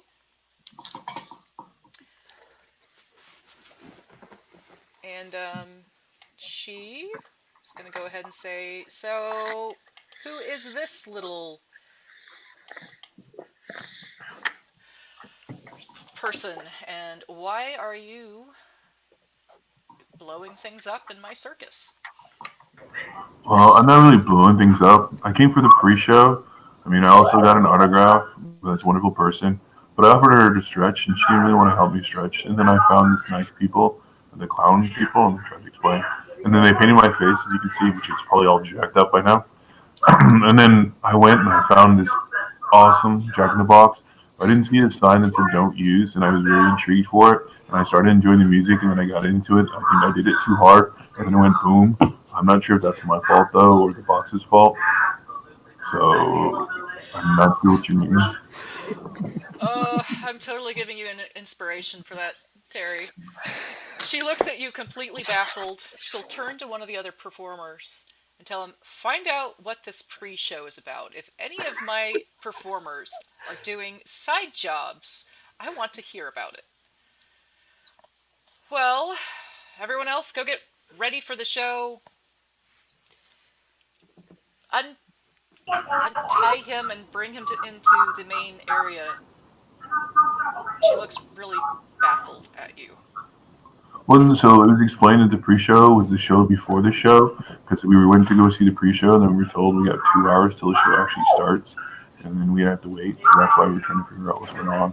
And I was kind of hungry though, so if we can get some food, that'd be great. She waves at the people holding you, and they escort you to the main warehouse where there are various vendors setting up with food. All right. So, Syrinx, the area with the animals is on the other side of the warehouse. From the front, there doesn't seem to be a door, so you will have to walk around the warehouse to the back. Okay.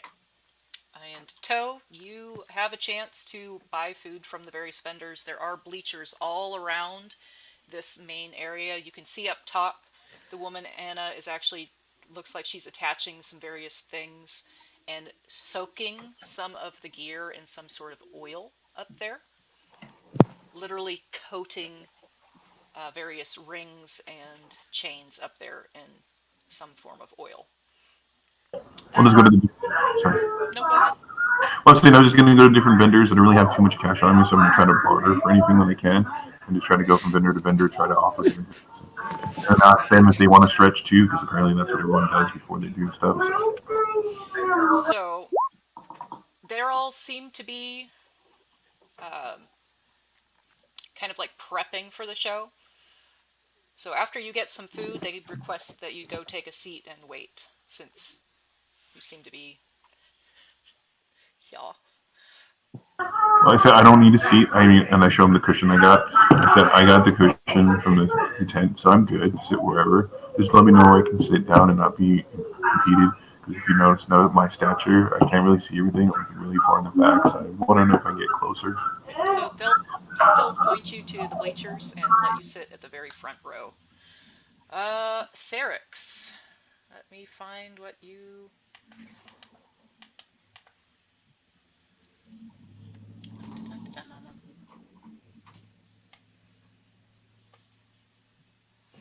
All right. Sarah wasn't really like sneaking out since the door was clear. So if any of the other party members who were laying low wanted to join him, that's totally easy to do. I'm going to join him, but he doesn't know because I'm just invisible. Okay. Nice. I'm walking next to him. All right. So once you reach the back of the warehouse, two double doors are jutting from the side of this building. Large scratches are in the ground, hinting at this being some sort of loading dock. The doors are locked right now. So this is still just to get in? Yep, into the back doors by, if you were to go around the building. Gotcha. Is this on the map? Do I need to scroll down? Yeah, scroll down and to the right. Gotcha. So we're down there now. Yeah. Gotcha. So I'll try knocking first because that's been working out really well for me. And I'll have a bouquet of flowers again from Bluecraft. Okay. No one seems to answer. You can still hear sounds coming from the center warehouse of people prepping, and Gotcha. people are along the street now starting to line up at the ticket counter. There is another person there. But that's on the other side of the buildings. Yeah, Is there any obvious foot traffic on this side of the building? Not at the moment, no. Cool. Then I'm going to try and pick that lock. Okay. And if that fails, I'll break out the crowbar because I'm not above that. Okay, so that is enough to unlock it. Yes. However, an alarm goes off as soon as you unlock Should have it. looked for traps. All right. So Whoops. Whoops. Then I'll say, I'm like, you suck at this, Bob. That's your name, right? 5 of them. Okay, so. All right, you've got a little bit of time. I do need you to roll initiative for yourself and Ban since you're there. Tucker and Kriv, you are still running through the streets. If I think I've lost the Rakdos people, I'll be looping back towards the warehouses. Yeah, they're not really passionate about finding you if you're able to swerve back and forth, so by about this point I'd say you would have lost them. Sweet. Alright, so you're looping back around. Tucker, are you hiding? Well, and once he got to his whole plan was to get them to chase everybody else. So yeah, if he got to the point where he wasn't being chased, the mission's not done, so he's got to come back. So he may have been close enough to hear that alarm. Okay, probably is. It's a pretty loud screaming alarm. All right, Circus and Ban. For the first round, what would you like to do? This could be in initiative order, because you've got... I'm going to enter the room and reclose and lock the door. Okay. Yeah, I'll follow him in. Alright, so you find yourself in a cluttered storeroom. Various empty crates are stacked upon themselves in the far corner, and you can hear a strange purring in here. Oh. Nickering on the board. The displacer beast. Do I see any signs of the horses? Yes, in the back area there is like a corral that has 6 white horses in it. Awesome. I'm going straight for the horses. Alright, as you walk by, there is a caged albino displacer beast along the northern wall. And it is pacing back and forth. Using my beast speech invocation, I'm going to greet him and let him know I'll be with him in a moment, and I'm going to proceed on to the horses. Okay. Alright, so that is round 1. Round 2, what do you want to do? Have I been able to reach the horses? Yep, you'd be able to reach the horses. Cool. I'm going to address the horses again with my beast speech invocation. And let them know that as soon as the front doors open, freedom can be theirs, as long as they run over anyone in their way other than myself, because I don't know that Ban is there. After hearing this, I'll be like, well. Well, you probably don't understand it, because I'm beast speaking. You just see me talking horse noises, really, probably. Okay. And then I'm going to crowbar open the horse corral. All right. And if they don't seem to be making any responses to my speech, I will motivate them. All right. So the horses are out of their corral. They're kind of nervous and kind of hopping back and forth on their hooves as they don't know who you are and are really confused by what's going on. So, round 3. What do you guys want to do? I want to just hold my action, and if they come through the door, I'm going to use Mage Hand to open the cage for the displacer beast. No, I haven't talked to him yet. Alright. You can talk to him when he's out of the cage. I have less leverage then, fool. Alright. I'm going to use... You better start talking. I'm sorry. We're inside, aren't we? We're not out here. Right. right. Yeah. I'd be back here. Or getting jumped. All right. At this point, you do hear some banging on the door and a lock turning in, a key turning in the lock, opening up, and the two doors swing open, and you see 6 Rakdos performers. At which point I will say to the horses, "Freedom!" in horsey speak, and I will point at the open doors in excitement. Okay, I will go ahead and have them do their acrobatics rolls to see if they can dodge out of the way.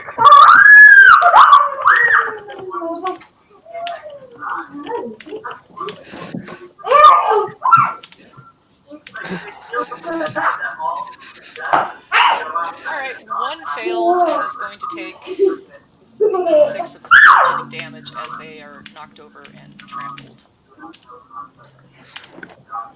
Alright. Now the... That one. I don't remember where the... Does anyone... Nope, I'm just going to have to write it on a piece of paper. I don't remember where that is. Okay. So it's going to be Circus, Van, and now for their initiative rolls.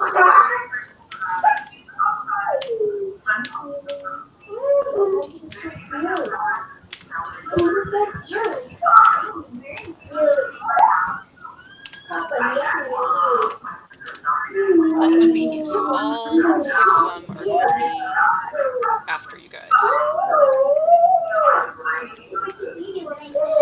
One has taken 2 points of damage. So, Cirrus, the horses have run out and have knocked one of the Rakdos performers to the ground. It was worth a shot. Yeah, what would you like to do? Next, I'm going to run to the Displacer Beast cage, Okay. and in my Bespeak invocation, I'm going to ask him what he thinks of the people who keep him in this cage. Alright, I need to look up Displacer Beasts real quick because I don't remember if they're actually beasts. I don't think they are. Well, that's going to be a downer for me. It's probably like an aberration or something stupid like that. Monstrosity. Damn it. Coming up. Yeah, it's a monstrosity, so it does not Man. respond. I will try to get in common.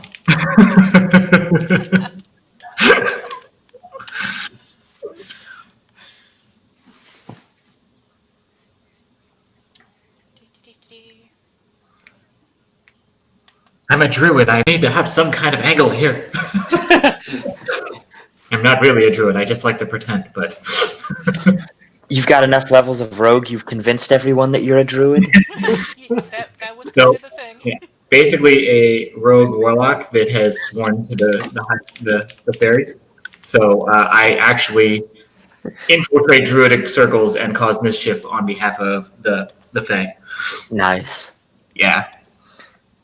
Alright, so as you open it up, seeing as how you are... Did you open up the crate yet?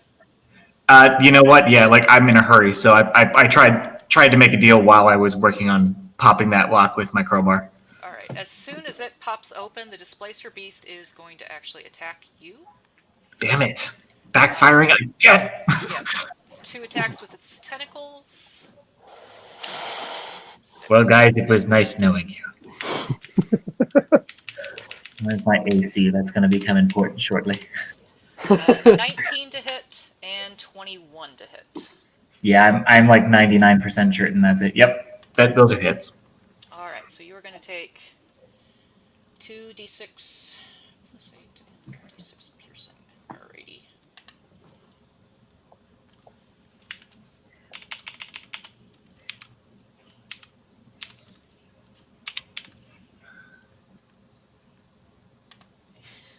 No good deed goes unpunished. Alrighty. You take 23 points of damage total. Ow! Literally, that's probably what Syrinx is saying. Alright. 3, holy crap. Bon, you are next. Mm.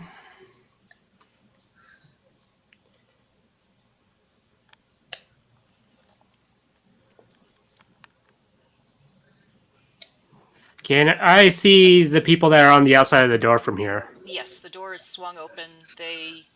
Most of them have dodged the horses. One of them is on the ground. The one in the center is on the ground, by the way. All right, I'm going to cast sleep right in the center of them. Okay. Now, you just had cast just regular invisibility before, correct? Yeah. Alright, so that's gonna drop when you cast sleep. Is it because it's a Yeah, they're both concentration. Is it because it doesn't pop up on D&D Beyond with the concentration because it's just an action. Yep, it's... Hold on. I'm pretty sure that it says in the...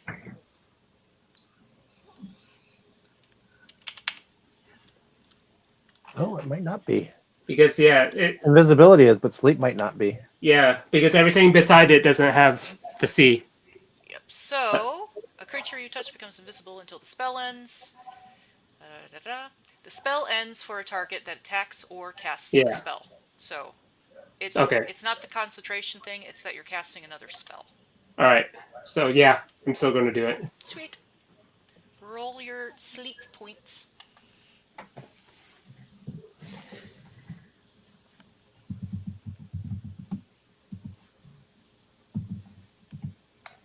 Okay.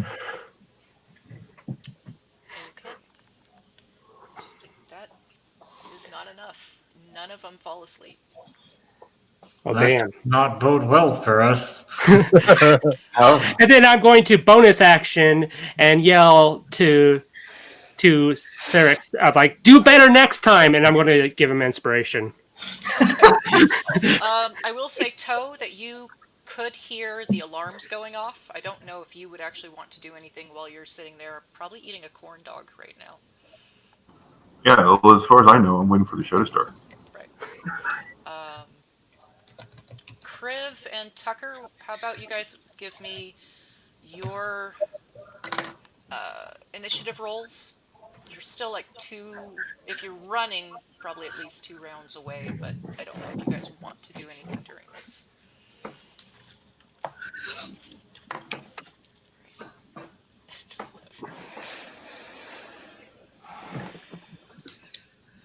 Alright.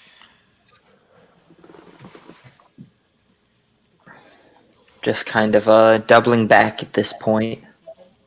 Alright. So it is now the Rakdos' turn. Their speed is 40 feet. So first one is 5, 10, 15, 20, 30, right there.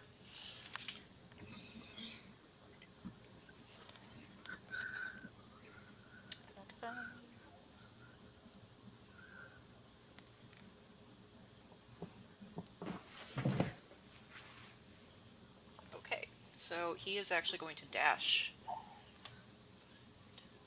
15, 20, 30, 40, which helps me quite a bit, because now I know where the others can get to.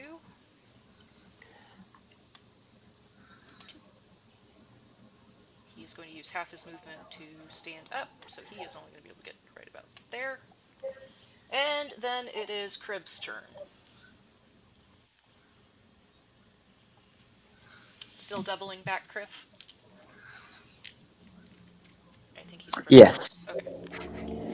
Should use this one. Should be able to get right about there. And then it would be Upu's turn.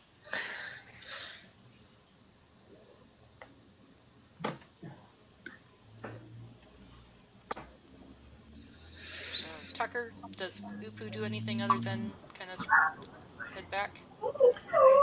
Yeah, he heads back. He actually, while he's doing it, he starts tearing off his bandages and his cloak and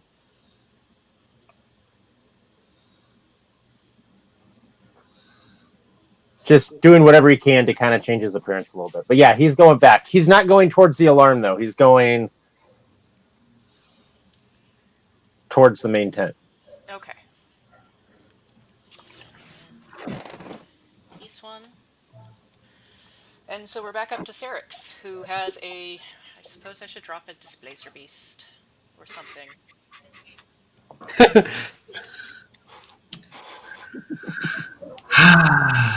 Hopefully we got that Displacer Beast into, even in the odds. Chris, I'm really sorry, bro.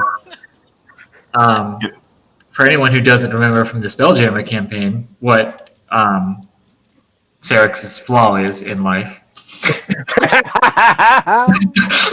he's a runner, not a fighter. So he will be demonstrating what makes tabaxis awesome in life and what they do best by combining a disengage feline agility dash shenanigan to escape this room. Okay.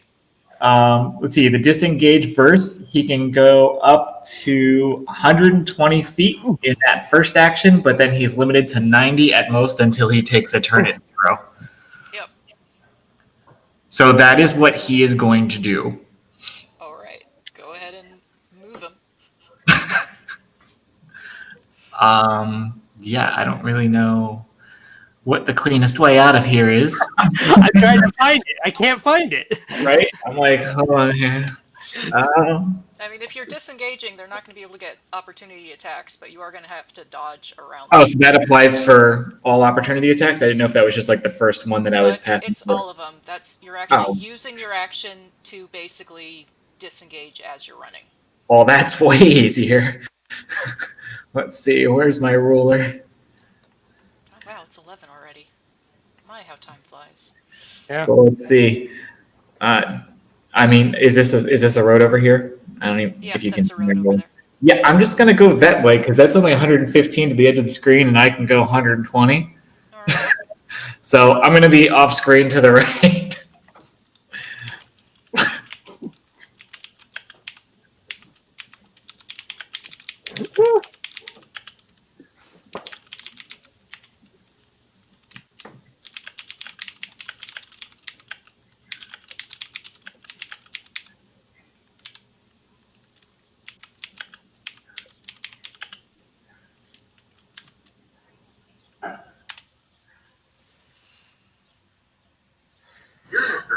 So I'm heading out. See you guys. Thank you for playing. Thanks, Terry. See ya. Bye, Terry. Hey, Terry. Oh, I guess I need my. So yeah, I'm basically off screen, further off to the right. Okay. So now it would be the Displacer Beast's turn. Sorry, Chris. It's right in between Ban and this other one, so I'm going to roll a D2. It's so much closer to the other guy. I'm just being non-threatening over there. I'm like, don't look But at me. like, remember, like 3 feet away from where you see it. Describe how you're being non-threatening. I'm just like this. Fair enough. All right, it'll attack the Rakdos.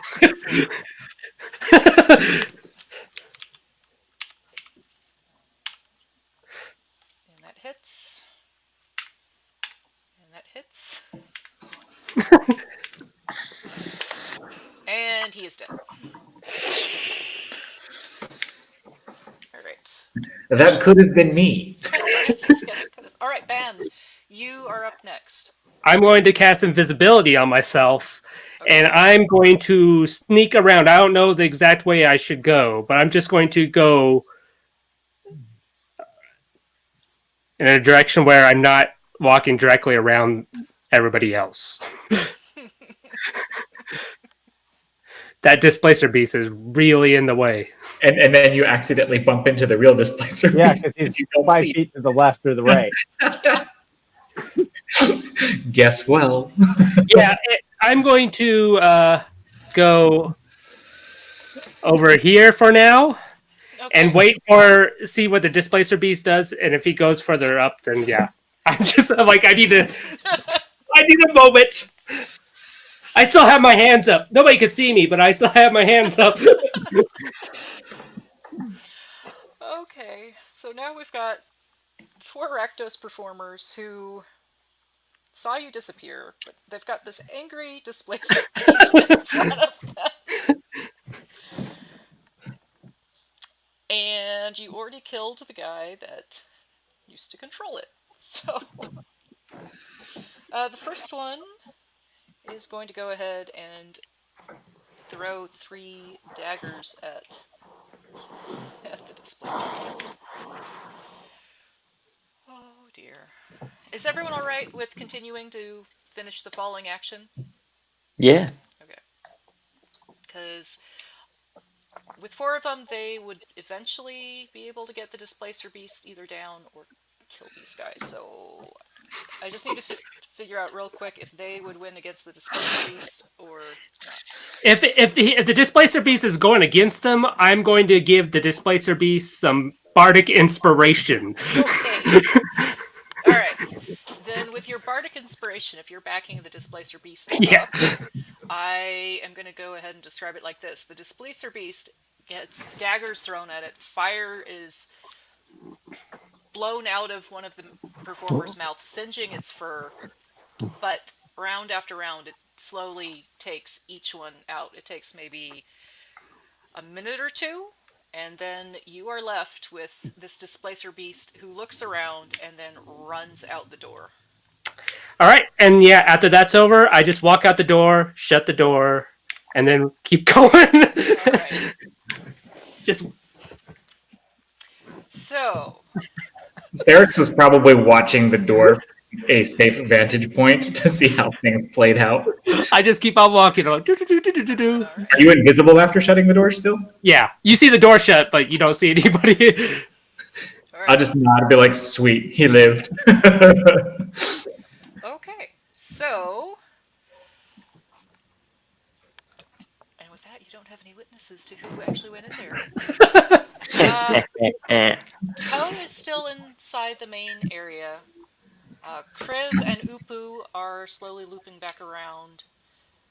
What and Cerix and Ban have left? Do you guys just leave now, or is there anything else you want to do? I don't think we can leave. I think the mission's still on. I was just buying some time. Alright, so at this point, everyone is heading into the main area to actually watch the performance. So, I have some things I get to read to you again. Oh, actually, I'm going to hang the Gruul insignia from around my neck on the door to the animal pens. Okay. Alright, so you are greeted with everyone else set down in the bleachers. You can actually find Toe and sit with him. A young blonde man in ornate black and gold devil mask watches you curiously as you all sit down. Large bare arms sweep the tails of his sleeveless jacket backwards, theatrically. The barest hint of a smile and a soft twinkle in his blue eyes seem to assuage any trepidation in his sudden appearance. He throws himself in a deep bow before unloading a deluge of heavily accented words. Ah, you must be the intruders I've heard about, injecting a touch more chaos into our plans, I take it. Well, here at Carnival, chaos is simply an appetizer to savor before the true show can begin. Dun, dun.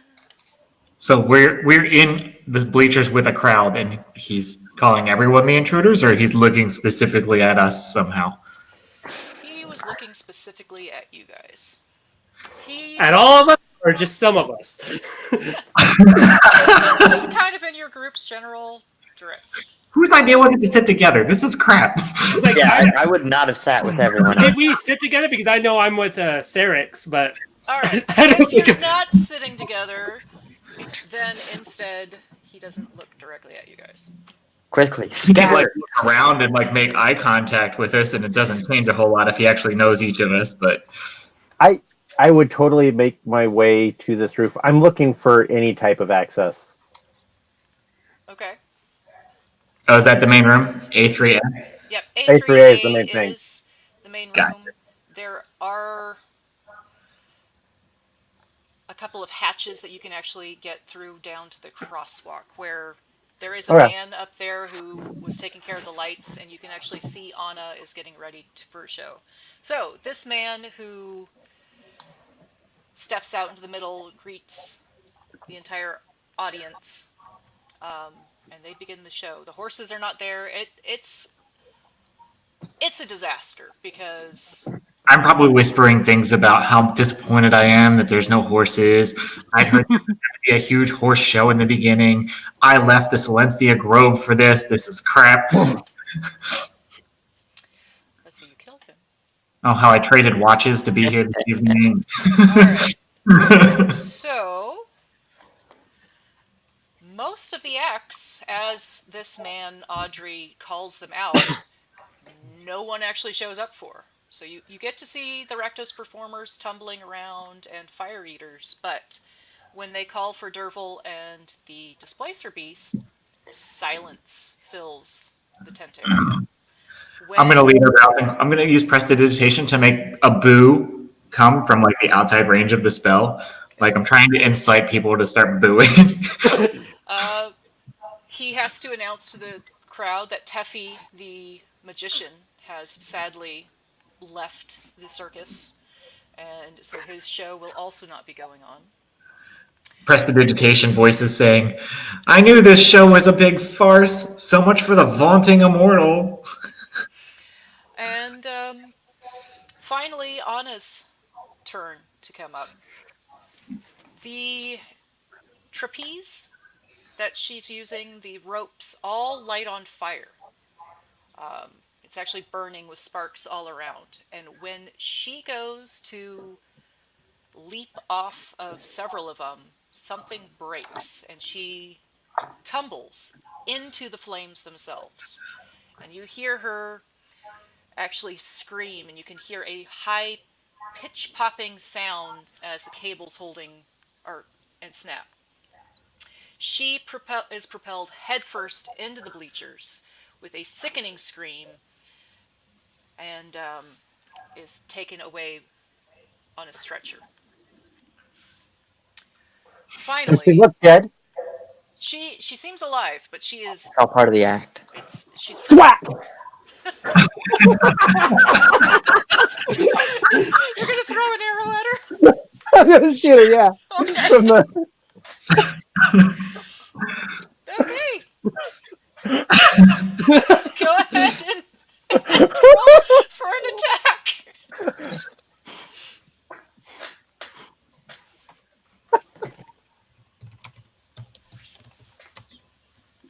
And how far is she away?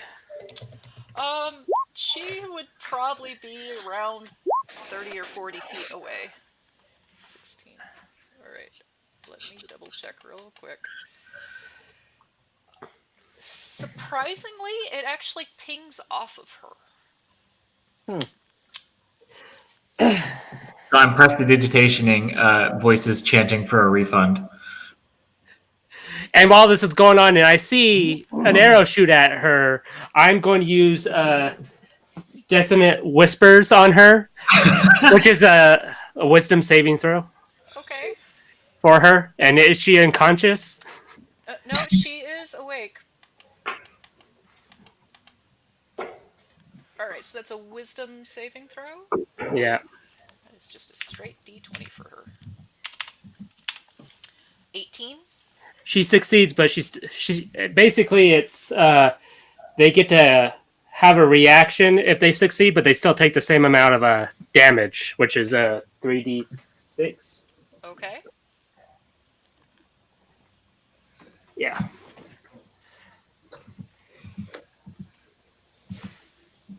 Ten. Holy shit. Okay, she is looking really hurt. And it's psychic damage. She is screaming. One of her legs is totally bent the wrong way. She is now holding her head in pain as they are still carting her out. Audrey, the man in the coattails, is looking around for where the arrow came from. Kriv will stand up and announce, "Don't worry, I'm a healer," and will run over to her, brandishing his holy symbol. Okay. As he gets up to her and the stretcher, he drops the holy symbol still around his neck, flail, and whacks her a few times. All right, roll for your attack, and then everyone is going to have to roll initiative.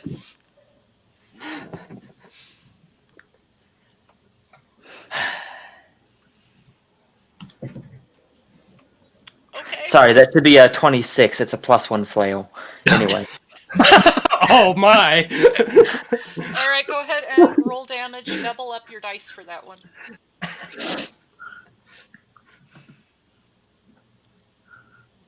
Her head just caves in. She might have been the nicest person. We don't even know. It sounds like she had a tragic backstory from what I saw in the room upstairs. Yeah, We probably could have gotten her to leave by her own will. I tried that. Y'all didn't let her. I don't know.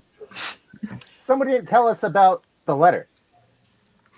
Well, I haven't seen you. True. yeah, Because we that tried to is screw enough. everybody over. So, she is dead. The other Rakdos performers are all chanting for blood, and everyone in the bleachers is chanting blood, blood, So blood. that drained out my refund chant. Yep, no, they're Damn it.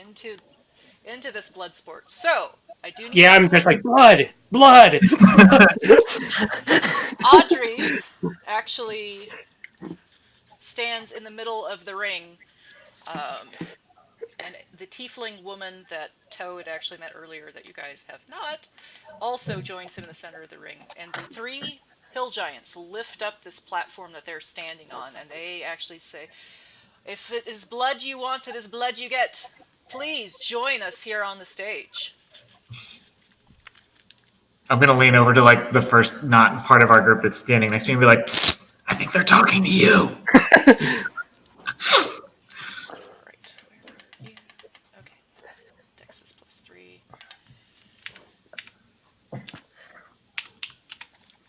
Oh, that is a horrible roll, Audrey.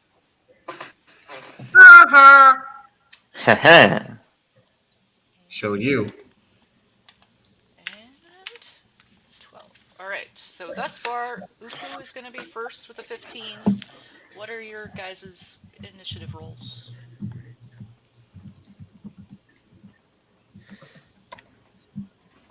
Sterix is definitely going last because he's convincing other people that they're talking to him and not them and not him. So it looks like it's going to be Bon, and then Upu, and then Tatiana, and then Kriv, and then Sterix, and finally Audrey. Alright, so Bon, you are actually up first in the center of this area. Right in here is this 30-foot wide, not 30 foot, sorry, 20-foot wide platform that these three hill giants are actually holding up, with Audrey and Tatiana standing on it. What do you want to do? How far am I away from the exit? Where is your character token? I don't know because we didn't ever get ourselves in there. We were just. I placed mine. Did you? Yeah. So you I can guess I'm actually- close You're to right next where to he it. is. Yeah. All right. So you're somewhere over in this area. Yeah. Okay. So that's where you're at. All right. Oh yeah, that's way doable. Yeah. Oh yeah, that's looking really good. Yeah. We've done our job, correct? Yeah. It's definitely been disrupted. Yeah. So I'm going to just like while everybody's chanting, I'm just going to walk away. Back this way. Yeah, that is fair, because at the moment, honestly, Audrey is looking towards Upu, who that was the area that the arrow had come from. And I know for a fact that somebody who's behind me is going to be in front of me very soon. The other runner. Alright. Upu, what would you like to do? Okay, so I'm up on the raft in the catwalk. You said that there was somebody there working on lights or something, right? Yeah, it was a man working on lights. Okay. He is actually. Thank you for reminding me about him. He is looking daggers at you. Okay. I need to So roll for his 18. Shit. okay, yeah, he actually beat me. He Yeah, goes, yeah. sorry. So go ahead and have his turn. Sorry. He pulls out a long barbed pole Okay. and attempts to stab you with it. Okay. And he is going to make 2 attacks with that. That is plus 5. 23 to hit and 16 to hit. Okay. So I will use shield, but the 23 is still gonna hit me. Alright, so the 23 hits. That's 1d8 plus 3.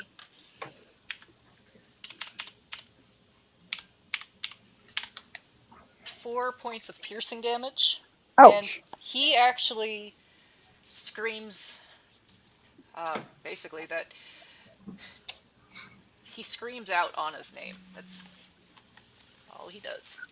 Okay. Alright, now it is your turn. Okay. Figuring he's the only one who's got a good look at me, because he's the only one up there with me, even though they know where I'm coming from. I'm gonna cast Thunderwave on him, Okay. try to push him off the catwalk. Alright. Is that a dex save or just I think it's actually a Constitution save. Constitution save? Alright. 8, no. Okay, yeah, he's gonna fail. Yeah, and he's gonna fall, and you're 3 stories up, basically. Yeah. I mean, I can roll damage if you want me to. Yeah, go ahead, roll damage, Okay. and then I'll roll the falling damage. Do you remember what Thunderwave is?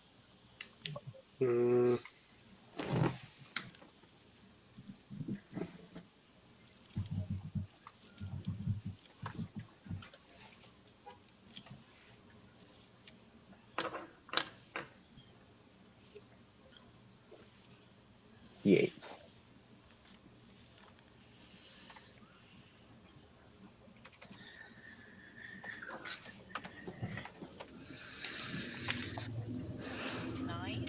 Okay. He's also going to take 3d6 of... Alright, so... He is still alive, but he screams as he falls and slams into the ground below you. Okay. Is there anything else Well, you'd like to do? yeah, I'm running. Okay. I'm going back towards the hatch. I mean, I don't know if I'm going to get there because I don't know how far I am from the hatch. You're probably only about 15 to 20 feet away from the hatch. Okay.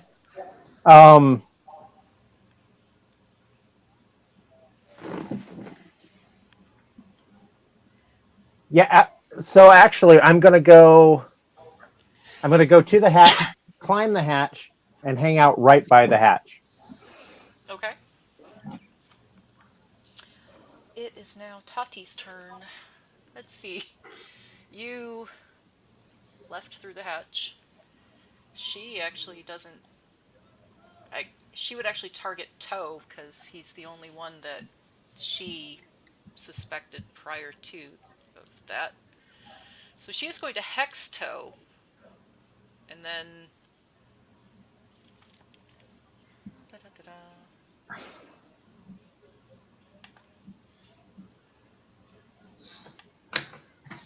And then go ahead and drag him 30 feet towards her using her Blood Witch magic. So, Toe is directly in front of Tatiana now. And that brings us to Kriv. Alright, so Kriv is first off going to drop Shield of Faith on himself. As an action, his bonus action, he's going to use Blindness Deafness on guy with the mask whose name is escaping me at the moment. Audrey. Yes, him. Going for trying to blind him. That will be a Constitution save of 13. All right, Constitution save. Good. A little bit further back up. Oh.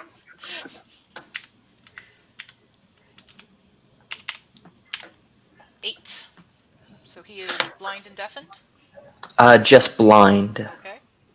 for 1 minute. That's And then, swinging my flail above my head, I charge towards him. all right. So the hill giants are holding up this platform. You had seen Toe basically get yanked by some invisible force up on top of there. So you can get closer, but you're going to have to climb the hill. Like, how high up is it? They're about 20 feet up. Okay, I'll go up to one of the hill giants and ask if they can give me a lift. Okay. The whole thing kind of dips slightly, and Tatiana and Audrey shift their feet as the hill giant picks you up and puts you on top of this platform. Does Audrey keep his feet with the sudden shift in balance even though he's blind? He does, actually. Dang it. All right. Cirrus. So right now, no one's on the stage with those guys, right? They're kind of on. Kriv is and Toe is. Oh, well, that's unfortunate. I don't like the sound of that. Well, I was gonna do a thing, but since you guys have definitely joined them on the stage already, I'm not gonna do that.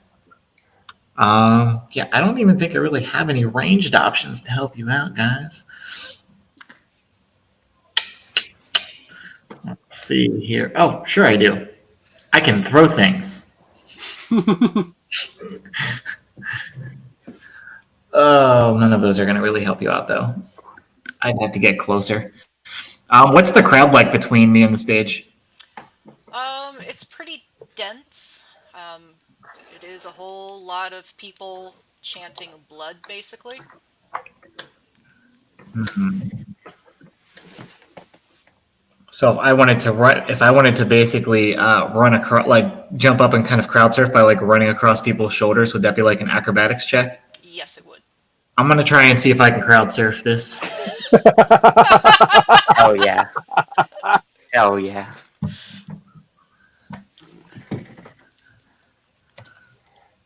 Nope. Nope, you face plant. Sweet.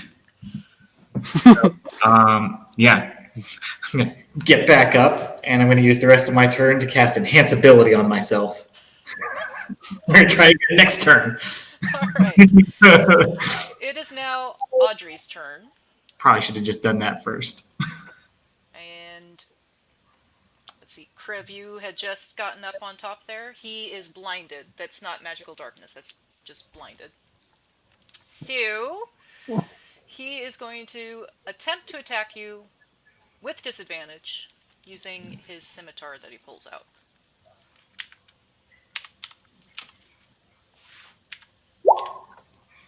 Pretty sure 11 misses, correct? I'm just going with it. 11. And 14. James, what's Kriv's AC? 20. Okay, no, he misses. The scimitar slashes go wide. Ban, you're up again. After noticing nobody's coming out with me like smart people,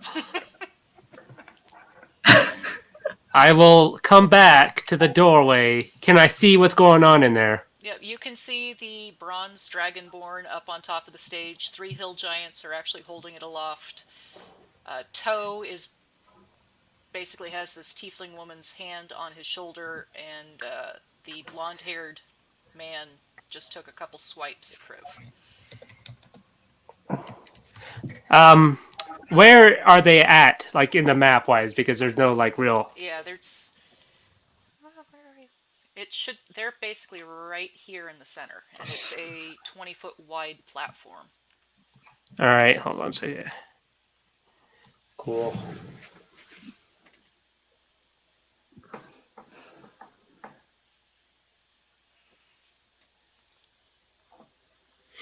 Mm.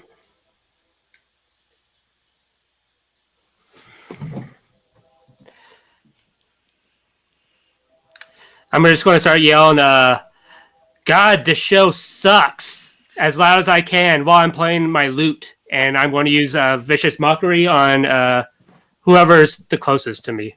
Which, That would probably be Audrey. Is that a wisdom save? yeah, Okay.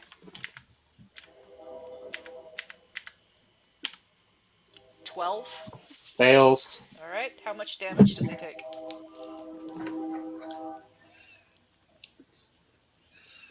4.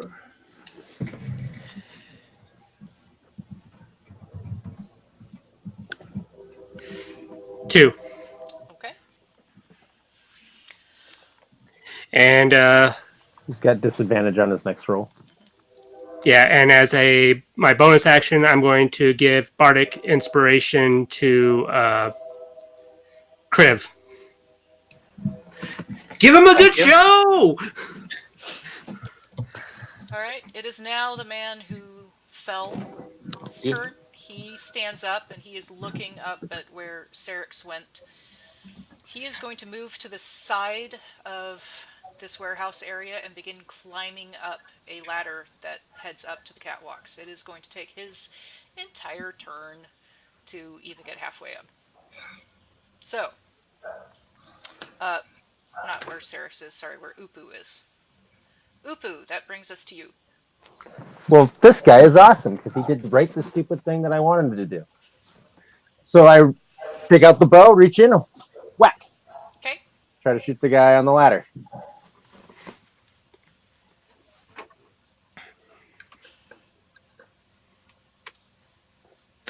And don't.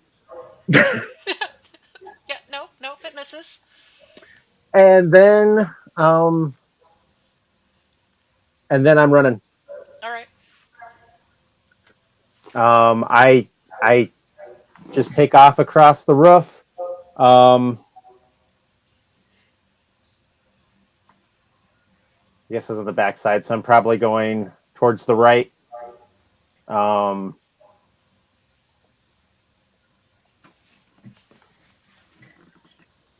When I get to the end, well, I won't get to the end because I'll get to like right there. Okay. But I'm gonna have to go Yeah. as a player. So just to let you know, all he's doing is running away. If he gets a shot at his witness, he will. Okay. But otherwise, he's just trying to run away now. All right. How about everyone else? Do you want to continue the fight, or do you want to wrap up and me read the wrap-up information? We're playing today, right, Tucker? The other game? Yeah, that's Yes. actually why I got to go because I got to no, I have prepare to a go little. too. All right, then I'm just going to wrap it up. Audrey being blinded greatly would have helped Kriv, so Kriv, eventually you would manage to kill Audrey. Tatiana laughs and thanks you as soon as you kill him. The fires die and the crowd begins to filter out of the makeshift circus, most murmuring about how the only redeeming quality of any of that was that last fight. Tatiana, at this point, is nowhere to be seen, but you're confident such cowardice will not go unrewarded wherever she scampered off to. So, Kriv, once you killed Audrey, she thanks you and then disappears. So we could avoid this whole thing if we just killed him to begin with. No. We still had to stop the circus. Yep. You collect your belongings and leave confident in a job well done. Now, once you give your report to your contacts, you do gain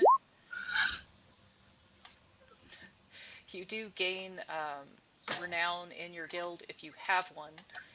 You are each gifted with 200 gold pieces. Woohoo! And I hope you all enjoyed that. This was actually written by Scott, and this is the one he published on DM's Guild. So I had a lot of Okay, fun cool. running it. I'm sorry it went kind of long. I'm not. It's fun. No, it was It's cool. all right. I enjoyed it. Good. Yep.